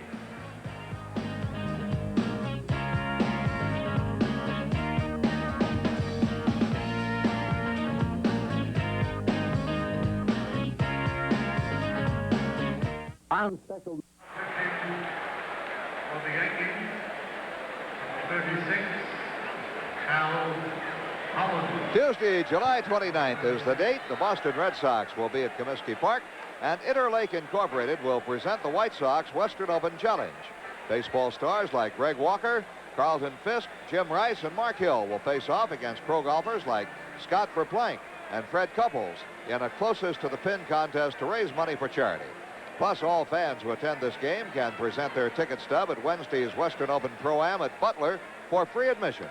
For tickets, call 559-1212 and use your charge card, or stop by the Comiskey Park ticket office. You're looking at Al Holland, who's on to pitch for the New York Yankees as we go to the 6th inning. Holland, a record of 1 win and no losses, is making his 18th appearance of the season, all in relief. He has worked 20 in the 3rd innings, walked only 5 men while striking out 18, an excellent ratio there, and he has logged no saves. Holland has appeared once against the White Sox this year. That was here in New York back on the 15th of May. He pitched 2 innings, gave up 1 run on 1 base hit, walked nobody, struck out 2 men in a game that the Sox won 8-1, with Guidry taking the loss in the ball game. So Al Holland, after Joe Niekro went 5 innings. Holland comes on. Joe Niekro is the pitcher of record. And he'll work first of all to Steve Lyons. Don? Lyons is 1 for 2. He has singled and scored. That was in the 2nd inning, and he popped to short in the 3rd. So Holland ready to go to work. Cruz on deck, and the fastball in and over. 0-1 the count.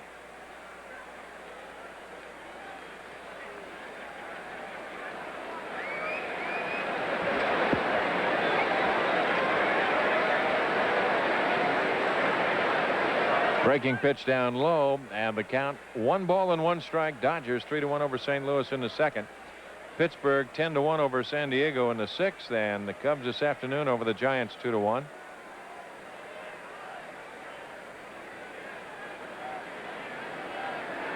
A ball and a strike.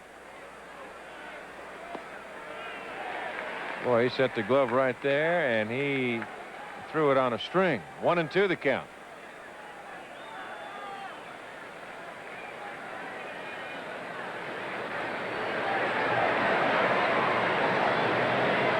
Cleveland, Kansas City tied at 1 in the second. Outside, 2-2 the count. Minnesota 3-0 over Baltimore in the third, and Detroit 4-0 over Texas in the fifth.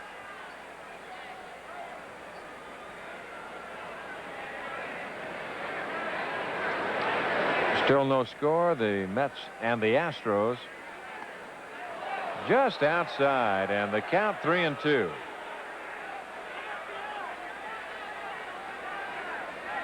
Lou Piniella barking out of that Yankee dugout.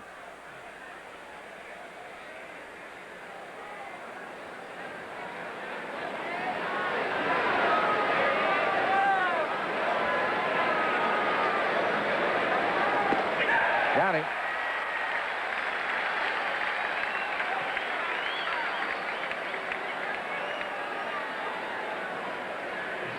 So the first strikeout for Al Holland, and that will bring on Julio Cruz.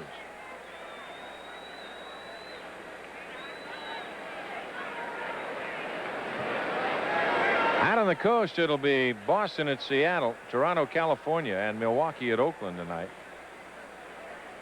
Rounding out the American League schedule.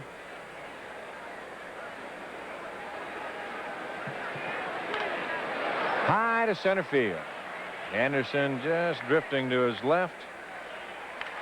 2 outs. And that'll bring on Joel Skinner. The catcher, Joel Skinner.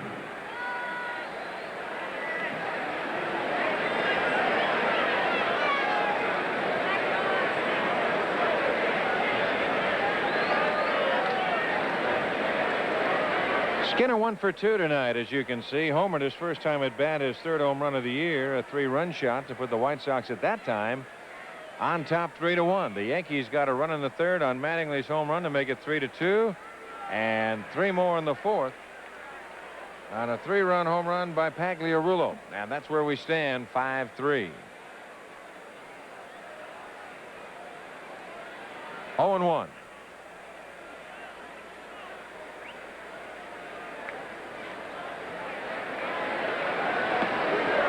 Held up on a change, and the count 1-1. Now Weininger and Holland want to have a little chat. Holland had some good years with the Philadelphia Phillies. 54 saves in 83 and 84 combined with the Phillies.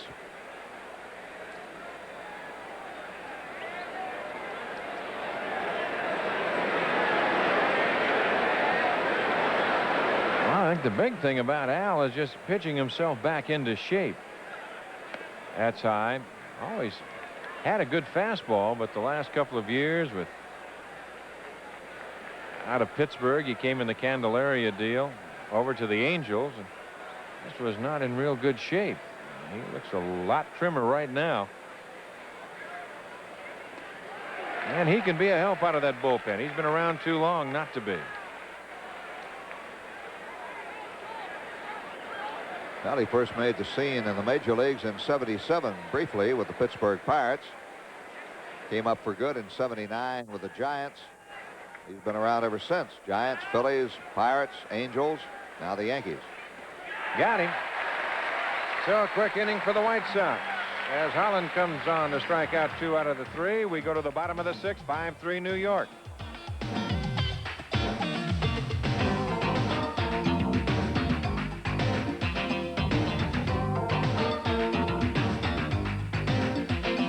Sox fireworks night of the year is set for Saturday, August 2nd, when the Sox battle the Detroit Tigers at 6 p.m. and it'll be sponsored by Kool-Aid. For tickets, call 559-1212 and use your charge card to stop by the Comiskey Park ticket office. Get a cool fireworks display on Saturday, August 2nd, sponsored by Kool-Aid. Right here, got to hold the Yankees and hope for some Sox fireworks in this game, Don. And Gary Renicky takes a strike, 0-1. Gary tonight 0 for 2 on a fielder's choice, and he bounced to third. 1-1.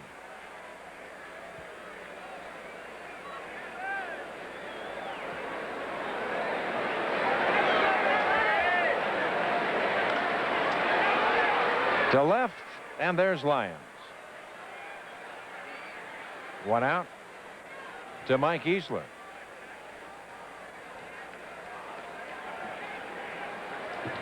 Partial line on Bannister. You see 5 1/3, 6 hits, 5 runs all earned, 1 walk, no strikeout. So that's a little unusual for Floyd, who certainly can put some strikeouts on the board at any given time.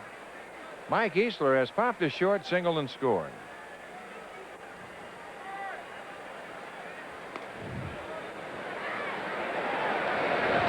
One and 0 the count. Now 5-4 Cincinnati over Philadelphia. It's in the 7th.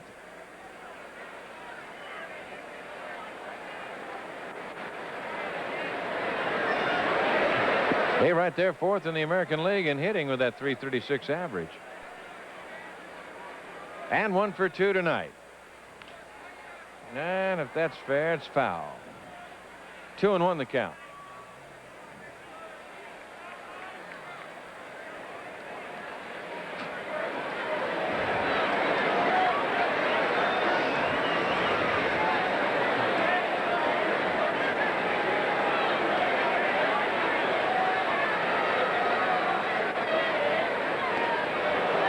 And the count goes even, 2-2. Kansas City has taken a 2-1 lead over Cleveland in the 3rd. Minnesota 4-1 over Baltimore in the 4th, and Detroit make that 4-0 over Texas in the 5th. 2-2 pitch. Got him. So that is strikeout number 1 for Bannister, and it'll bring on Weiniger.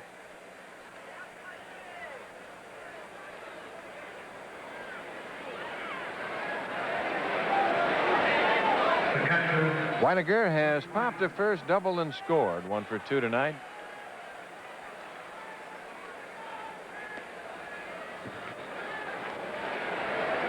One ball and no strikes to Butch with Pagliarulo on deck.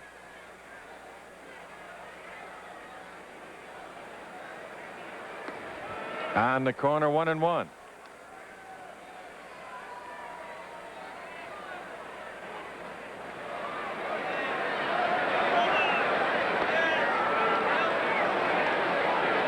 One ball and 2 strikes to count.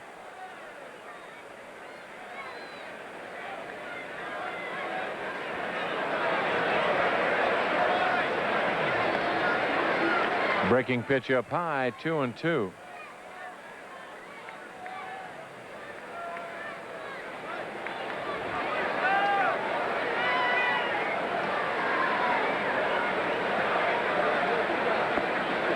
A little bit low. The count goes full, 3-2.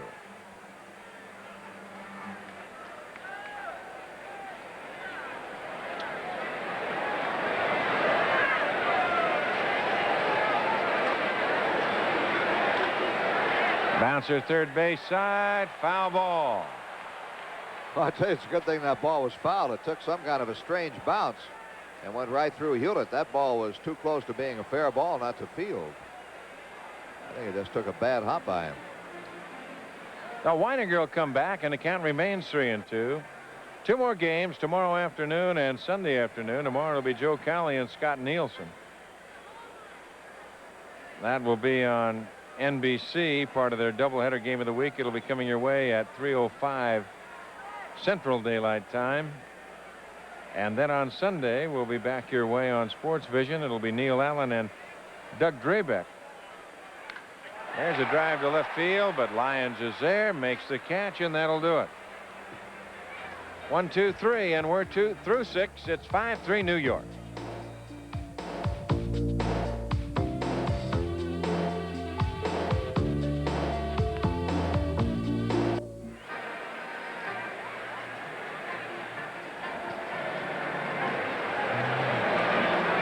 there's a date to jot down. Sunday, August 3rd against the Tigers. It'll be Corduroy Cap Day. That'll be presented by Ace Hardware Stores, and it's to all fans who come to Comiskey Park. Compliments of Ace Hardware. So you certainly want to make that promotion. And for tickets, call 559-1212. Use your charge card or stop by the ballpark. August 3rd, that'll be Sunday, against the Tigers. Right here through 6-5-3 New York. We go to the 7th. And once again, here's Frank. Okay, Don, and it's John Cangelosi to lead off. He struck out in the first inning. Since then, he has singled and doubled, 2 for 3 tonight. The Yankees, though, are leading 5-3, even though being out hit by the Sox 7-6. It has been an errorless ball game. So Cangelosi will bat right-handed for the first time tonight, facing Al Holland. Joe Niekro went 5 innings, allowed 3 runs, all earned, 7 hits, walked 2 and struck out 4, and Joe Niekro is the pitcher of record. High fastball, ball 1. One of the 7 hits given up by Joe Niekro was a 3-run homer by Joel Skinner to account for the 3 Sox runs. A strike, and it's 1-1. Following Skinner's 1-out 3-run homer, Cangelosi singled and Guillen doubled in the second inning. They walked Baines to load the bases, but the Sox could not take advantage as Walker popped up and Hairston flied to left. Foul back and out of play. The Yankees came back with a run in the 3rd and 3 in the 4th. And the Yankees now lead at 5-3. The Sox left 5 men on base through the first 2 innings. They have stranded only 1 since, and have had only 2 base runners since the second inning. Cangelosi with a count of 1-2.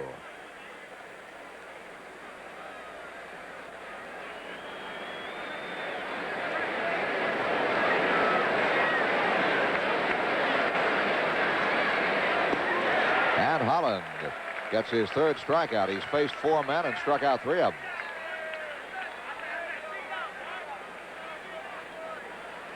them. He struck out Lyons and Skinner. Around a fly ball by Cruz in the 6th, and now strikes out Cangelosi. Ozzie Guillen has had a couple of hits tonight, a single in the 1st and a double in the 2nd. He hit the ball back to then pitcher Joe Niekro in the 4th, and Niekro threw him out. So Guillen is 2 for 3.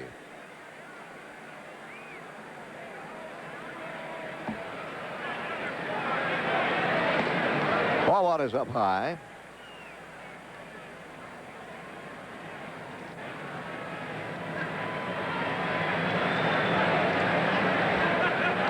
Well, if you're a Sox fan, you may remember Pat Siri.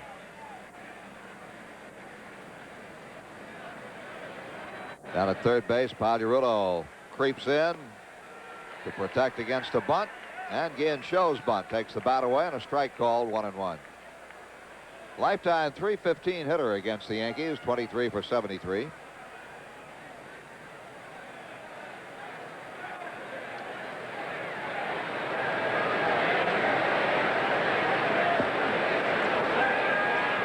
Yankees lead 5-3. Strike 2 call. It was on this date in 1948, July 18th of 48, that Pat Siri put his name in the record books with 4 home runs. And the Sox needed all 4 of them in an 11-inning, 12-11 win over the Philadelphia A's. And that was just the start of it. That was the first game of a doubleheader. Fouled straight back. Well, Pat Siri, 4 home runs for the Sox in an 11-inning ball game on this date in 1948.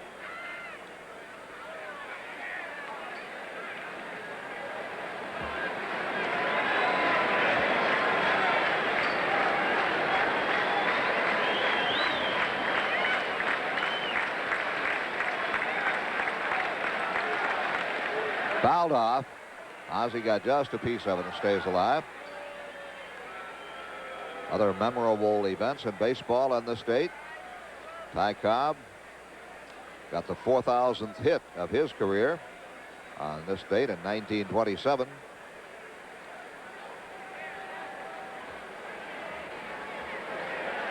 And on July 18th, 1943, the Giants and the Phillies tied a major league record by leaving 30 men on base in a 9-inning ball game. Another foul back, and just to our left, almost into our radio booth next door. Warren Brown and Del Crandall ready to play that one just like I would, underneath the table. Probably wonders why the broadcasters and the media members don't try to catch the foul balls. You ever look down the dugout? Foul ball is hit in there. What do the players do? They duck, and they're being paid a lot of money to catch balls. Ginn bunts with 2 strikes on him, but Holland fields the ball, and he is out. Very, very close play, and no argument from the White Sox. An excellent fielding play by Al Holland, as Ginn trying to surprise with a 2-strike running bunt. Digging as hard as he can. Watch, Holland feels it in his glove and fires a strike to Mattingly, and they get him in a very close play at first base. Another angle on it. First base umpire Mark Johnson right on top of the play, and no argument from Brinkman or Ginn. Just disappointment as Ginn is out 2 down. That'll bring up Harold Baines. Baines tonight has struck out twice and been walked once intentionally. That one's gone. Harold has hit one to the upper deck in right field. Boy, there's no question about that one. Harold Baines' 13th home run of the year, and the Sox are to within 1 run of the New York Yankees. Wow, did he cream that one. Glory, Husky Sandy. He hit that one a ton. Well into the upper deck. Baines' 13th home run and 54th RBI. Pigeon-toed stance, the big stride. And pow, he gets all of it.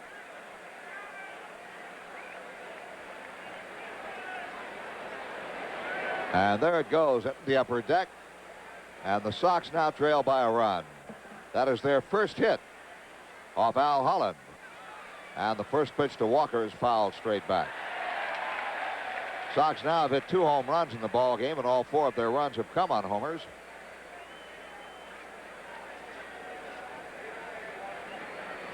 A 3-run shot by Skinner, and now a solo blast by Baines.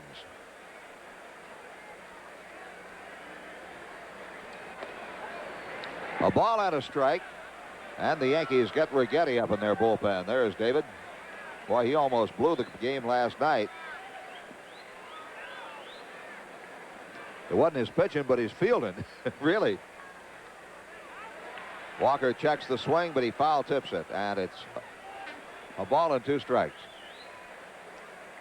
Walker hit 2 of those 6 triples in the ball game. When was it? Last Sunday, right, Jimmy? Against Baltimore. First time I'd seen a player hit 2 triples in the same game in a long time, and Walker was 6.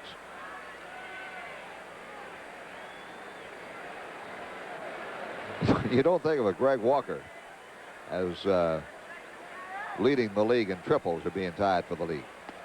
He's out of there. Strike 3 called. The Sox get a run on Baines' homer, and in the middle of the 7th inning, the score: New York 5 and Chicago 4.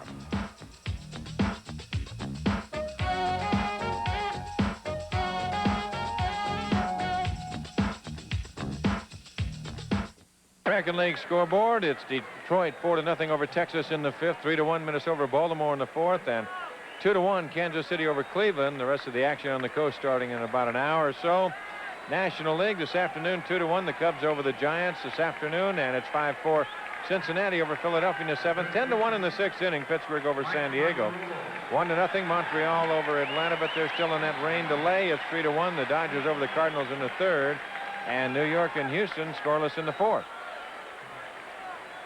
And right here, the New York Yankees lead 5-4, and Mike Pagliarulo, who had a 3-run homer in the 4th inning, stands in. Fouls to the upper deck, third base side, strike 1. The Yankees have 2 home runs tonight, a 3-run shot by Pagliarulo, a solo blast by Mattingly. And Pagliarulo gets one to left field, and that is one of those Don Mattingly specials we were talking about earlier. A two-base hit. As the ball was touched by a fan, it bounced up there into the crowd. The throw to second base by Lyons meant absolutely nothing. A two-base hit for Pagliarulo. And he must be taking lessons off Mattingly, Don Drysdale. That's a Mattingly two-base hit to left. Well, he very well could. All he did was take that fastball away and move the other way with it. Dropped it down the line, and then the fan touches it. And as soon as he does that, why, it's a ground rule double. There you see it come off of the fan's hands.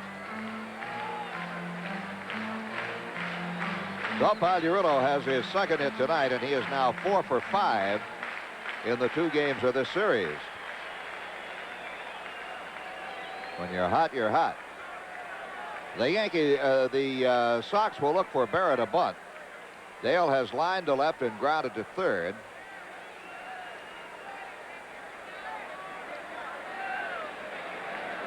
Again, ducked in behind Pagliarulo at second base, but no play.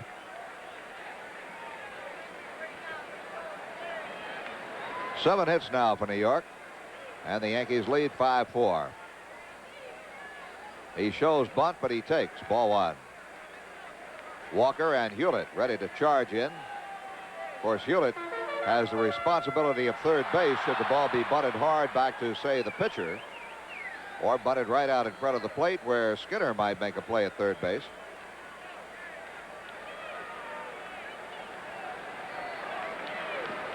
And he bunts out in front of the plate. Skinner looks at third, but makes the play to first. A sacrifice by Dale Barra, and Pagliarulo goes to third.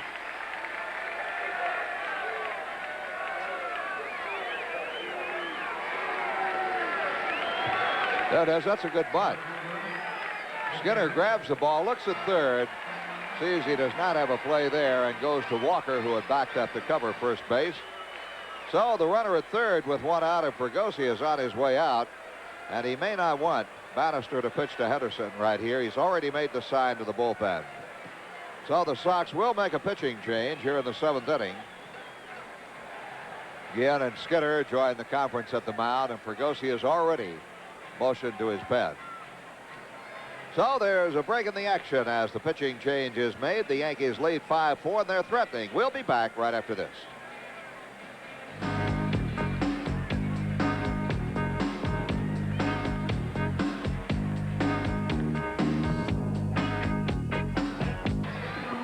Well, he got 2 of the 5 saves in his over his last 4 outings against the California Angels and the Cleveland Indians. Looking back to early May at Comiskey Park, Schmidt pitched rather ineffectively against the Yankees, did not figure in a decision at Comiskey Park. And then at Comiskey Park earlier this month, he pitched very well, retired all 4 batters he faced, and held the ball game for a Bannister win and a Bob James save, as I recall, in that one. This role here, Don, the lead-up role, of course, it isn't a lead-up right now. I don't consider it a lead-up because the Sox are not leading in the ball game. But the lead-in role to your late-game saver is such an important role, and the man that goes to such a great extent unsung in that role. Well, that's true, because the guy that will pick up a save and something like that, he's the one that you'll see the name in the paper. That save rule, Frank, is a very misleading rule. Oh, no question. It is really misleading, and it's kind of a tongue-in-cheek type rule, and they could certainly fix that a lot better. There's no question about that. But this position right here, you're talking about Dave Schmidt, very important, because once again, he's in that Hold'em role. Yes. Well, the infield is in with 1 out. Pagliarulo at third, and Henderson the batter. And a bouncer foul left side. Henderson tonight has gone 1 for 3. He had Bannister's first pitch of the ball game, and it was a fastball.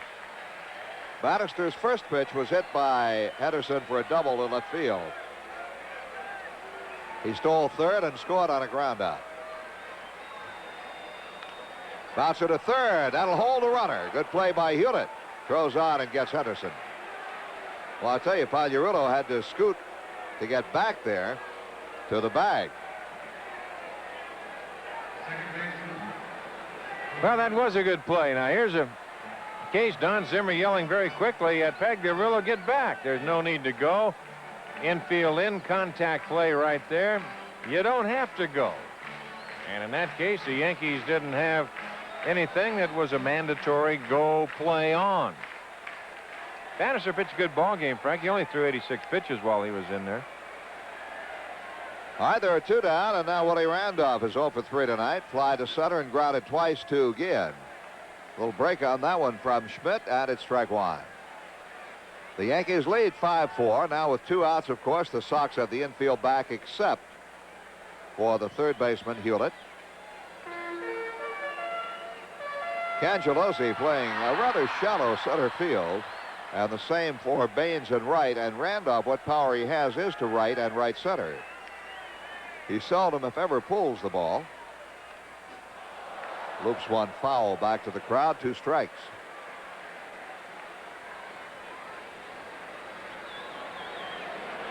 Every once in a while, Randolph can surprise you, and he can crank up and drive one to the wall. And he'll get his 2 home runs a year.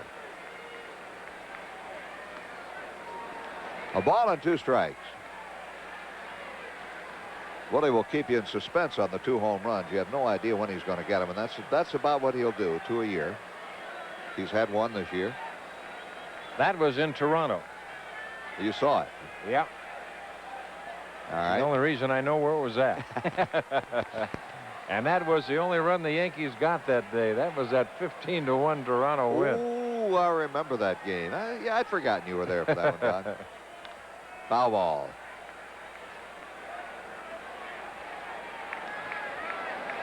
Don and I have a little thing going. See, when he goes away for his network assignment on Sundays, I watch the time of his game. Of course, if the Sox have a long game, I don't say anything, but one umbrella up. Is it raining? I can't see any rain coming down, although it was cloudy earlier.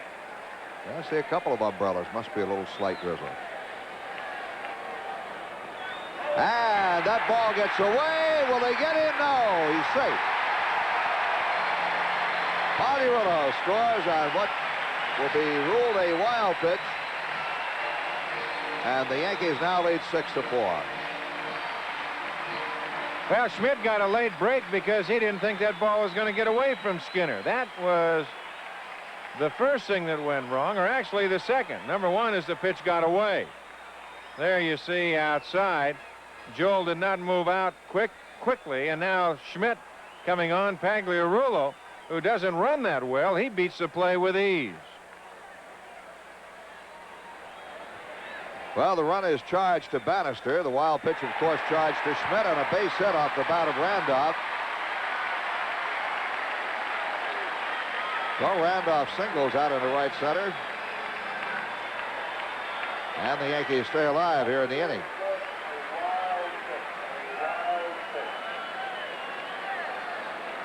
And Don Mattingly will have an at-bat here in the 7th. Mattingly has homered in 3 trips tonight. 1 home run, 3 at-bats. And now we can see the rain has started coming down in earnest here in the Bronx.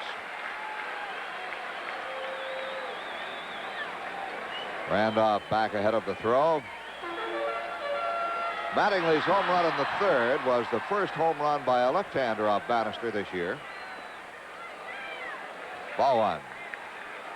Then in the 4th inning, Pagliarulo, also a left-hand hitter, homered. 7-game hitting streak for Mattingly, 13 for 31.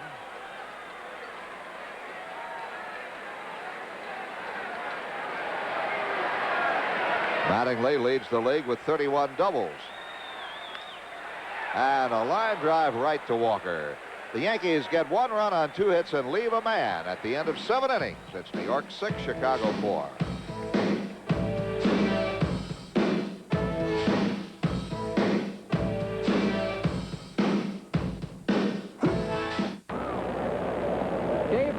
comes in to pitch for the Yankees as rain starts the ball here at Yankee Stadium. Rigetti is making his 41st appearance of the season. He is 6-4 with a 3.59 ERA. He has 20 saves. He has pitched 52 and 2/3 innings, about 51 hits, 23 runs, 21 of them earned. Given up only 3 home runs. He has walked 24 and struck out 41. Bart? Our White Sox scoreboard is brought to you by Gabriel Hijacker Shock Absorbers at Chuck's Auto Parts, 52 East North Avenue in North Lake. And you can get a $10 rebate direct from Gabriel when you buy a pair of hijackers during Gabriel's Red Hot rebate through August 31st. Today, the Cubs knocked off San Francisco 2-1. Tonight, 6-4, Cincinnati leading the Phillies. Phillies batting in the top of the 9th. Under a rain delay after 1 in Montreal, the Expos were leading Atlanta 1-0. Pittsburgh putting the big hurt on San Diego. They lead 11-3 at the end of 7. Mets and Houston are scoreless at the end of 4. Dodgers lead the Cardinals 3-1 at the end of 4. In the American League, the Tigers leading Texas 5-0 at the end of 6. Minnesota leading Baltimore 4-1 at the end of 5. Kansas City and Cleveland are tied 2-2 at the end of 3. Toronto at California, Milwaukee at Oakland, and Boston at Seattle later. And the Sox AAA club, Buffalo, losing at home against Denver 3-2 at the end of 6. Jerry Hairston, 0 for 3 tonight, will lead it off against Rigetti. Rigetti picked up his 3rd save of the year against the White Sox in last night's game, thanks to some poor base running. Hairston got a pinch hit RBI double off of it. 6-4. Yankees lead here in the 8th. Jerry batting from the right side, rips one to left center field. Henderson coming on, and he makes a diving catch. Boy, what an outstanding play by Ricky Henderson. He came full tilt and dove as far as he could dive. The ball just getting into his glove before it hit the ground. And once again, Durwood Merrill, the umpire out at second base, right on the play, made the right call. And we have a new shortstop for the Yankees. Zabella has come into play in place of Berra. So the ball hit hard. Maybe that's a good omen. And an outstanding defensive play by Ricky Henderson. Tim Hewlett, the batter, 0 for 3. Rigetti ready in the pitch. Curveball strike.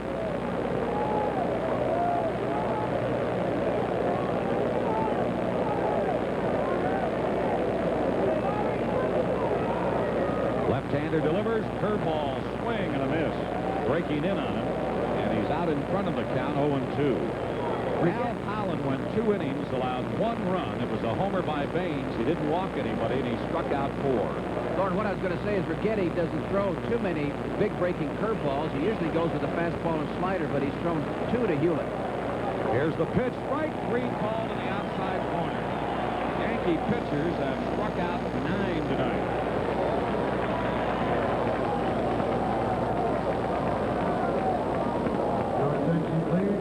Bobby Bonilla is going to bat for Steve Lyons. Lyons 1 for 3 with a run scored.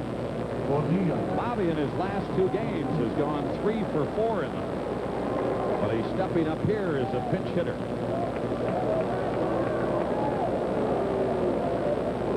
Nobody on, 2 out. And the pitch is a strike.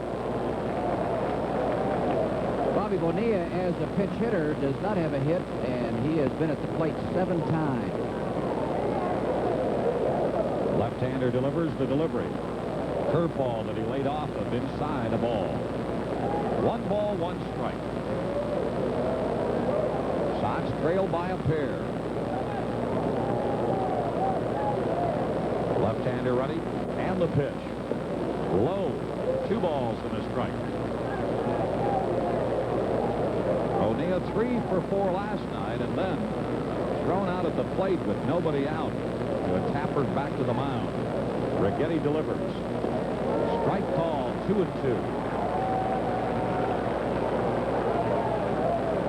Hits even up at 8. Both clubs with 3-run homers and solo homers tonight. But the Yankees Yankees lead by a pair. The pitch. Swinging a one-hopper back to the mound. Rigetti throws him out. 3 up, 3 down. We go to the bottom of the 8th. 6-4 Yankees on the White Sox radio network and WMAQ. What happens weekdays between 10 and 2 on the new MAQ?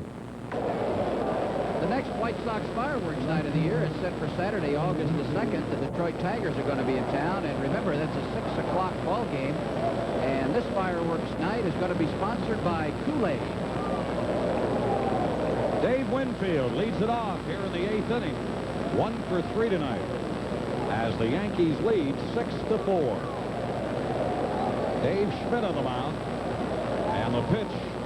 Strike in the inside corner. Bobby Bonilla remains in the ball game in left field for the White Sox. It'll be Winfield, Renicky, and Easler, but we're going to have a pinch hitter for Renicky. Looks like Pasqua. Schmidt delivers inside. Let's pause 10 for identification on the Chicago White Sox radio network. This is the new MAQ, 67 WMAQ Radio Chicago. The 1-1 delivery, swing and a miss. Some kind of breaking ball way high. Yeah, that was Dave Schmidt's palm ball. He uses it just like other pitchers would use a breaking ball. He throws it a lot. It does go down and away from the right-handed hitter, so it's very effective when he gets it over. Well, that one was way up. Well, he just didn't get it down. And Winfield missed it. Here's the pitch. Swinging a shot, a base hit into left center past the diving Ozzie Guillen. Winfield with his second hit of the night. Second hit off of Schmidt. And Don Pasqua will pinch hit for Renicky. Renicky 0 for 3 tonight. And he'll stay in the ball game, I'm sure, or Washington in the ninth. In the White Sox ninth, it'll be Cruz, Skinner, and Cangelosi. That is the schedule order. Pasqua on the season has hit .308. He's hit 2 home runs and driven in 16.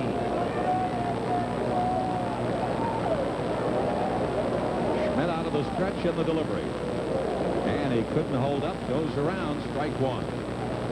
Has a swing, Lauren, that looks like it's really designed for the ballpark here in New York. Yankee Stadium, of course, very short in right field. Looks like he's a pull hitter and strong.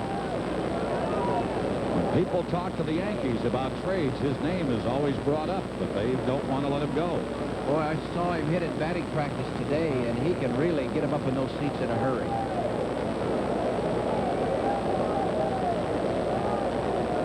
Schmidt ready again, tosses to first. Winfield was thrown out last night trying to steal.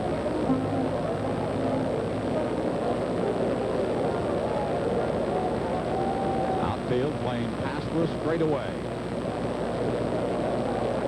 Schmidt ready, the delivery. Swing and a miss.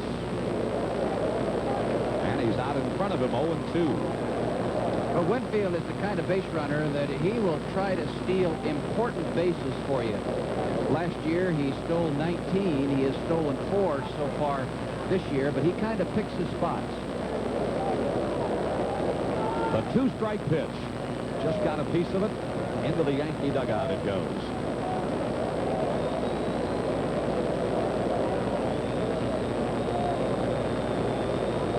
Yankees led 1-0 at the end of 1. The Sox led 3-0 at the end of 2.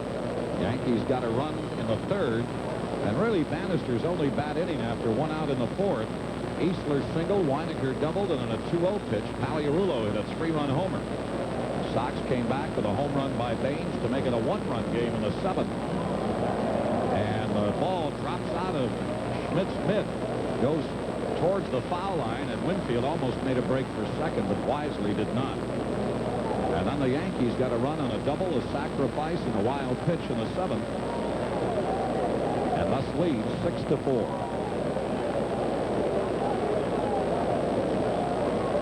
Schmidt out of the stretch. And the delivery misses outside. 1 ball, 2 strikes.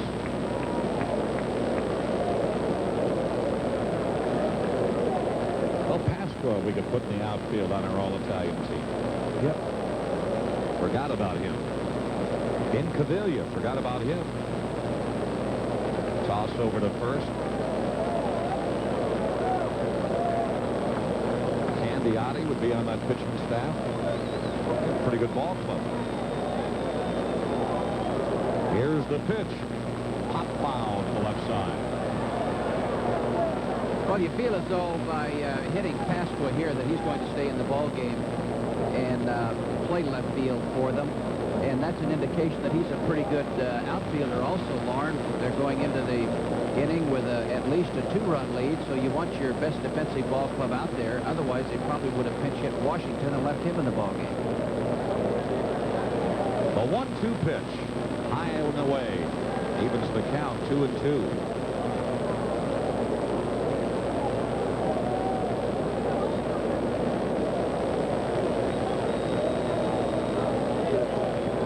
Right-hander is ready. And the delivery. Swing and a miss. He struck him out. First strikeout by Schmidt. Only the second Yankee to go down swinging. Yankee pitchers struck out 7 last night, 9 tonight. Mike Easler, the batter. Easler 1 for 3. He was the other strikeout victim, striking out his last time up in the 6th against Floyd Bannister.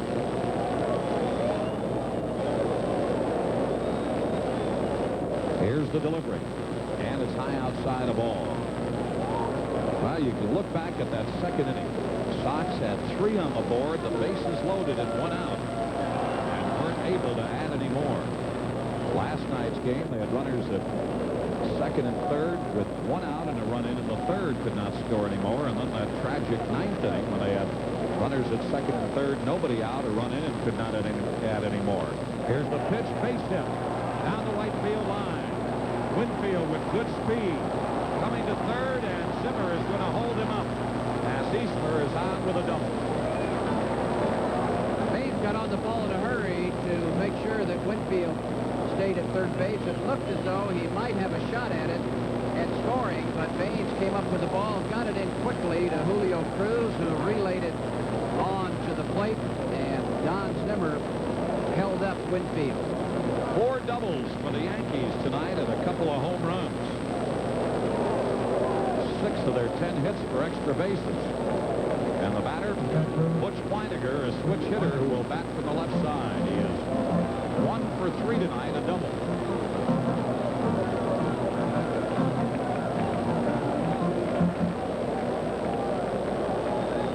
The left side, Weiniger really isn't swinging the bat very well, only hitting 180. That's why Hasse starts mainly against right-handers, Weiniger against left-handers. Here's the pitch, fastball, strike. Infield playing in.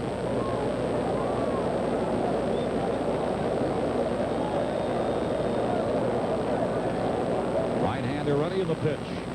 And it's low. Winfield at third, Easler at second. 1 out.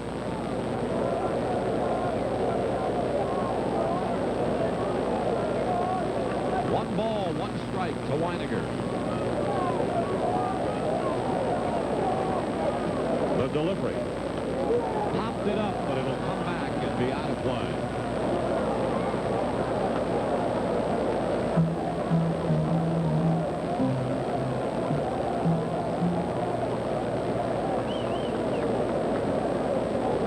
A ball and 2 strikes. Schmidt ready in the pitch. Swinging a foul down the right side. Gloved by the ball boy. Off the carom and the box seat railing.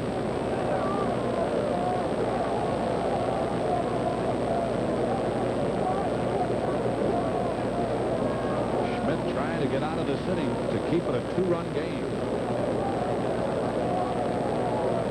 The delivery. Swinging a drive but foul. Into the third deck. Remains 1-2. Schmidt has been throwing him palm balls, and Weiniger has been out front and Schmidt that time thought he would come in with a fastball and sneak it by him, but Weiniger was right on it. In fact, he got way out in front and pulled it foul.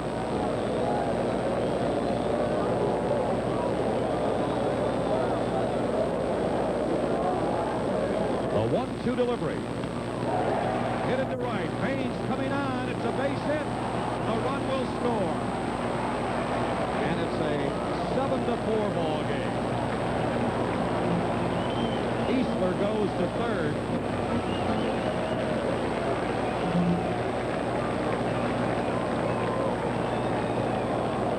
That is the first run in 9 innings that Schmidt has given up in his last few outings. Well, Weiniger really did a good job of hitting that time. When Schmidt got out in front of him, he choked up on the bat. He did not take a big swing at that ball and was able to hit it pretty good. And it bounced in front of Harold Baines. Ball got by Harold, but not far enough to allow Eastler to come all the way around.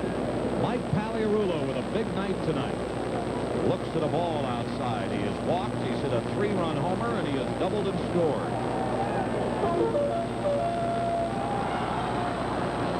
He has hit 5 of his 22 home runs off White Sox pitching. Bill Dawley up in the bullpen. Here's the delivery, and it's popped foul to the left side. Evens the count, 1-1.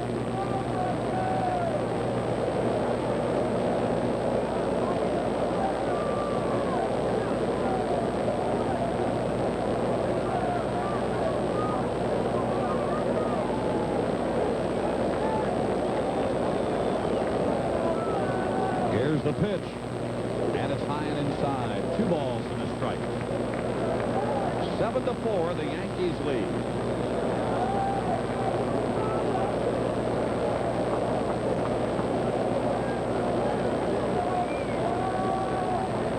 Right-hander running in the pitch. Base hit to right. Another run is in. And Weiniger will stop at second. And it's an 8-4 lead. Well, Schmidt didn't really make very good pitches to the last 2 left-handed hitters, both of them up in the strike zone and a little bit to the inside of the plate, just where a left-handed hitter would want them, and neither one of them missed them. Both of them got RBI base hits. So Pagliarulo has driven in half the runs here tonight, 4. And he has scored 2. Paul Zubello will be the batter, batting hole 59 with 2 RBIs in his first Yankee Stadium hit here last night, a double.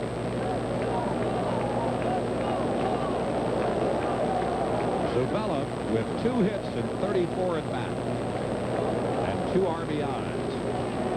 Here's the pitch. A looper into right. It will drop, a base hit, and they'll hold the runner at third. The bases are loaded. 4 straight hits. 5 of the 6 batters in the inning have hit.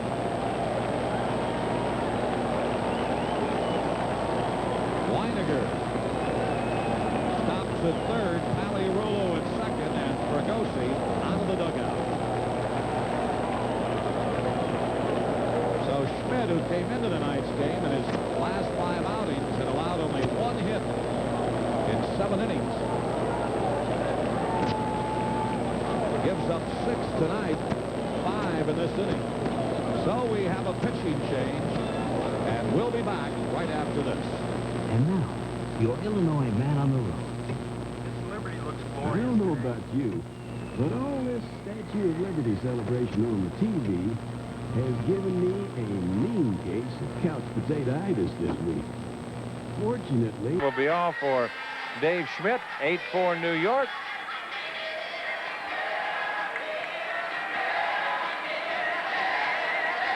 And we'll be right back.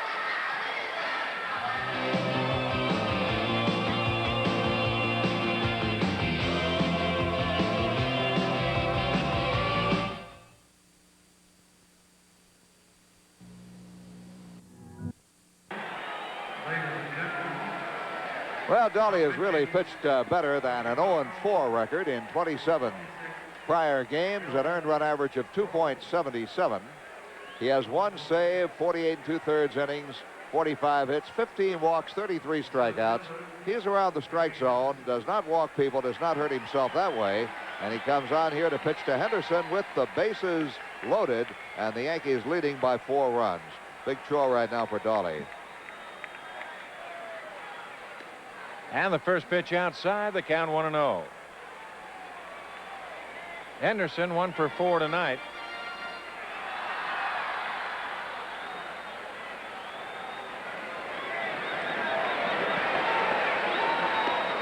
And the count 1-1.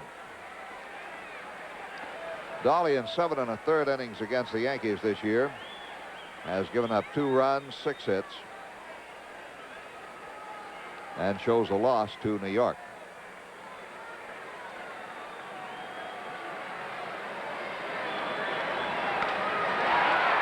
Down the right side, that will slice foul and out of play.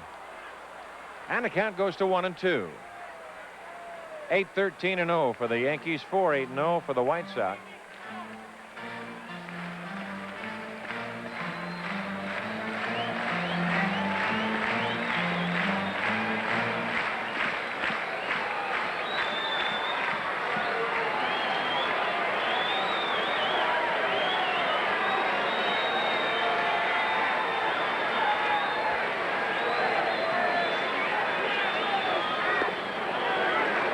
Two and two the count.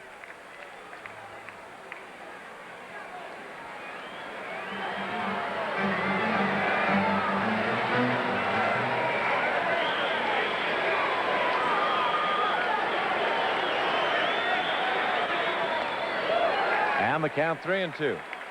No place to put him.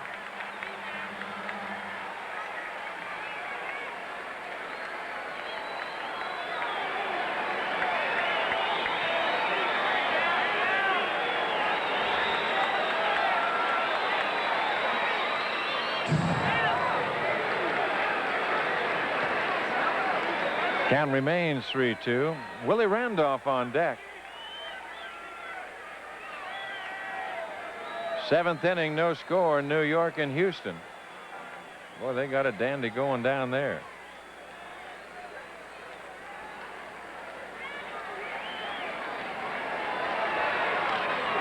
Right field, sinking in front of Baines, makes a catch, tagging. Here comes Weiniger. Here comes a throw, and they get him. Well, Weiniger cut down at the plate, and the side is retired, but the Yankees come up with a pair of runs. As you look at Baines, a perfect throw to the plate. And through 8, it is 8-4 New York.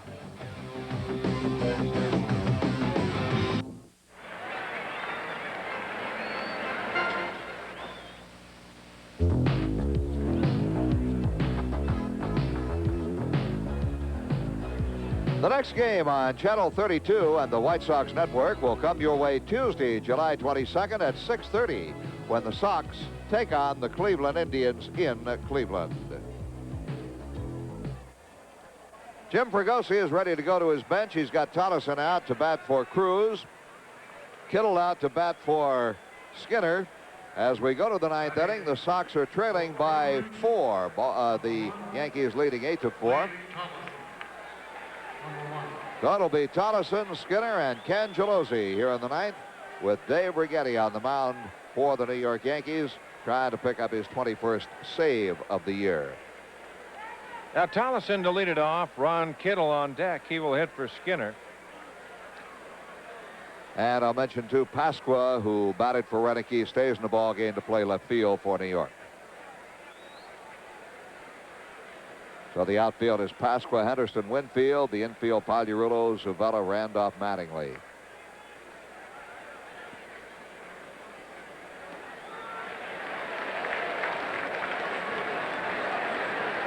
Oh, and 1 the count.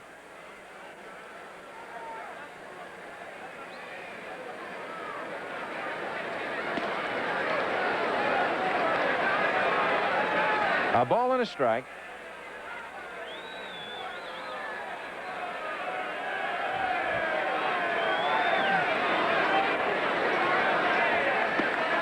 And the count 1-2.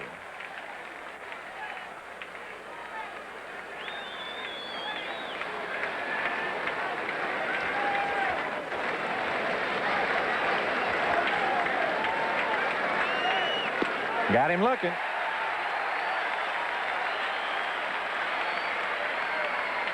Well, Tallison down on strikes, and that will bring on Kittle. Here's the last pitch. No question about it being in the strike zone. Rigetti has his second strikeout. He's faced 4 men, struck out 2 of them.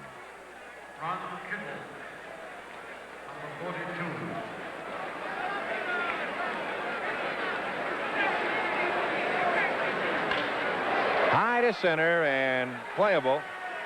Henderson is right there. 2 out.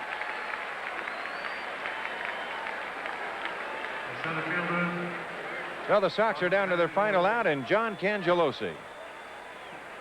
8-4, the Yankees on top. On their way to 2 in a row over the Sox.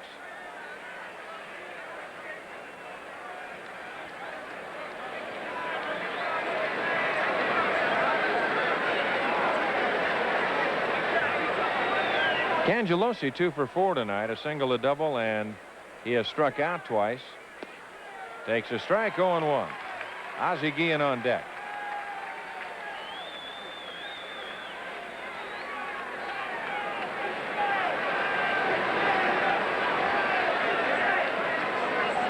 And the curveball high, 1-1.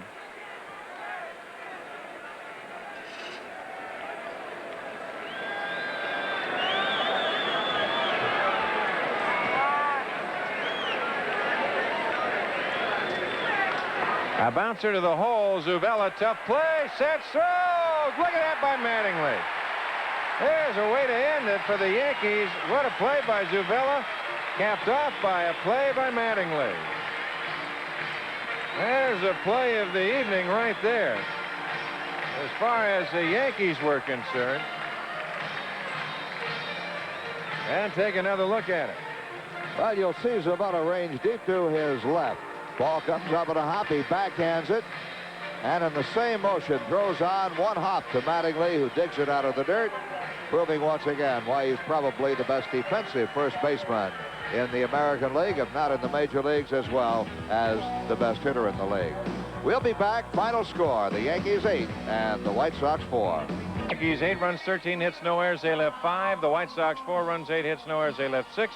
Negro the winner, 8-6. Bannister the loser, 5-6. And give Rigetti his 21st save of the year. The Nissan Player of the Award, the Game Award, goes to Joel Skinner's 3-run homer in the second inning. Gave Sox 3 of their 4 runs. The Chicago area dealers are proud to present $100 in Joel's name to the Special Olympics. So here at Yankee Stadium tonight, as they put the cover on by the grounds crew, it rained some base hits at key times for the New York Yankees here tonight, as the White Sox went down to defeat by a score of 8-4. And now, Frank, they're in a tough position. They got to win 2 more. They have not lost a series under Jim Fregosi. They have got to win the next 2 to split. Well, they really do, and that's awfully tough to do. The Yankees had not played well here at Yankee Stadium. The Yankees really did not play that well in last night's ball game. Tonight, the Sox had a chance in the second inning. Just 1 more base hit. A base hit by Walker in the second inning with the bases loaded, or by Hairston with the bases loaded. Could have been a much different ball game, but that's the way it goes. Well, we'll see what happens tomorrow. And don't forget, it'll be on NBC tomorrow. Game of the week, the second game of the doubleheader, and that will be Scott Nielsen and Joe Cowley going into action here, and that game will be 3 o'clock. That will be Central Daylight Time here from Yankee Stadium. The next WFLD game will be on Tuesday, July 22nd at 6:30 when the Sox play the Cleveland Indians. That game was produced and directed by Jim Angio. Coordinating producer was Lorene Ong. Production manager was Ken Kolb. Assistant production manager was Tom Fick. Studio director was Karen Barnett. Remote facilities provided by WPIX-TV of New York. The executive producer for the WFLD Chicago White Sox Network was Bob Simone. Once again, the final score, the Yankees 8 and the White Sox 4 for Frank Messer. I'm Don Drysdale saying good evening from New York. The preceding has been a sports presentation of Fox Television Stations Incorporated and the Chicago White Sox.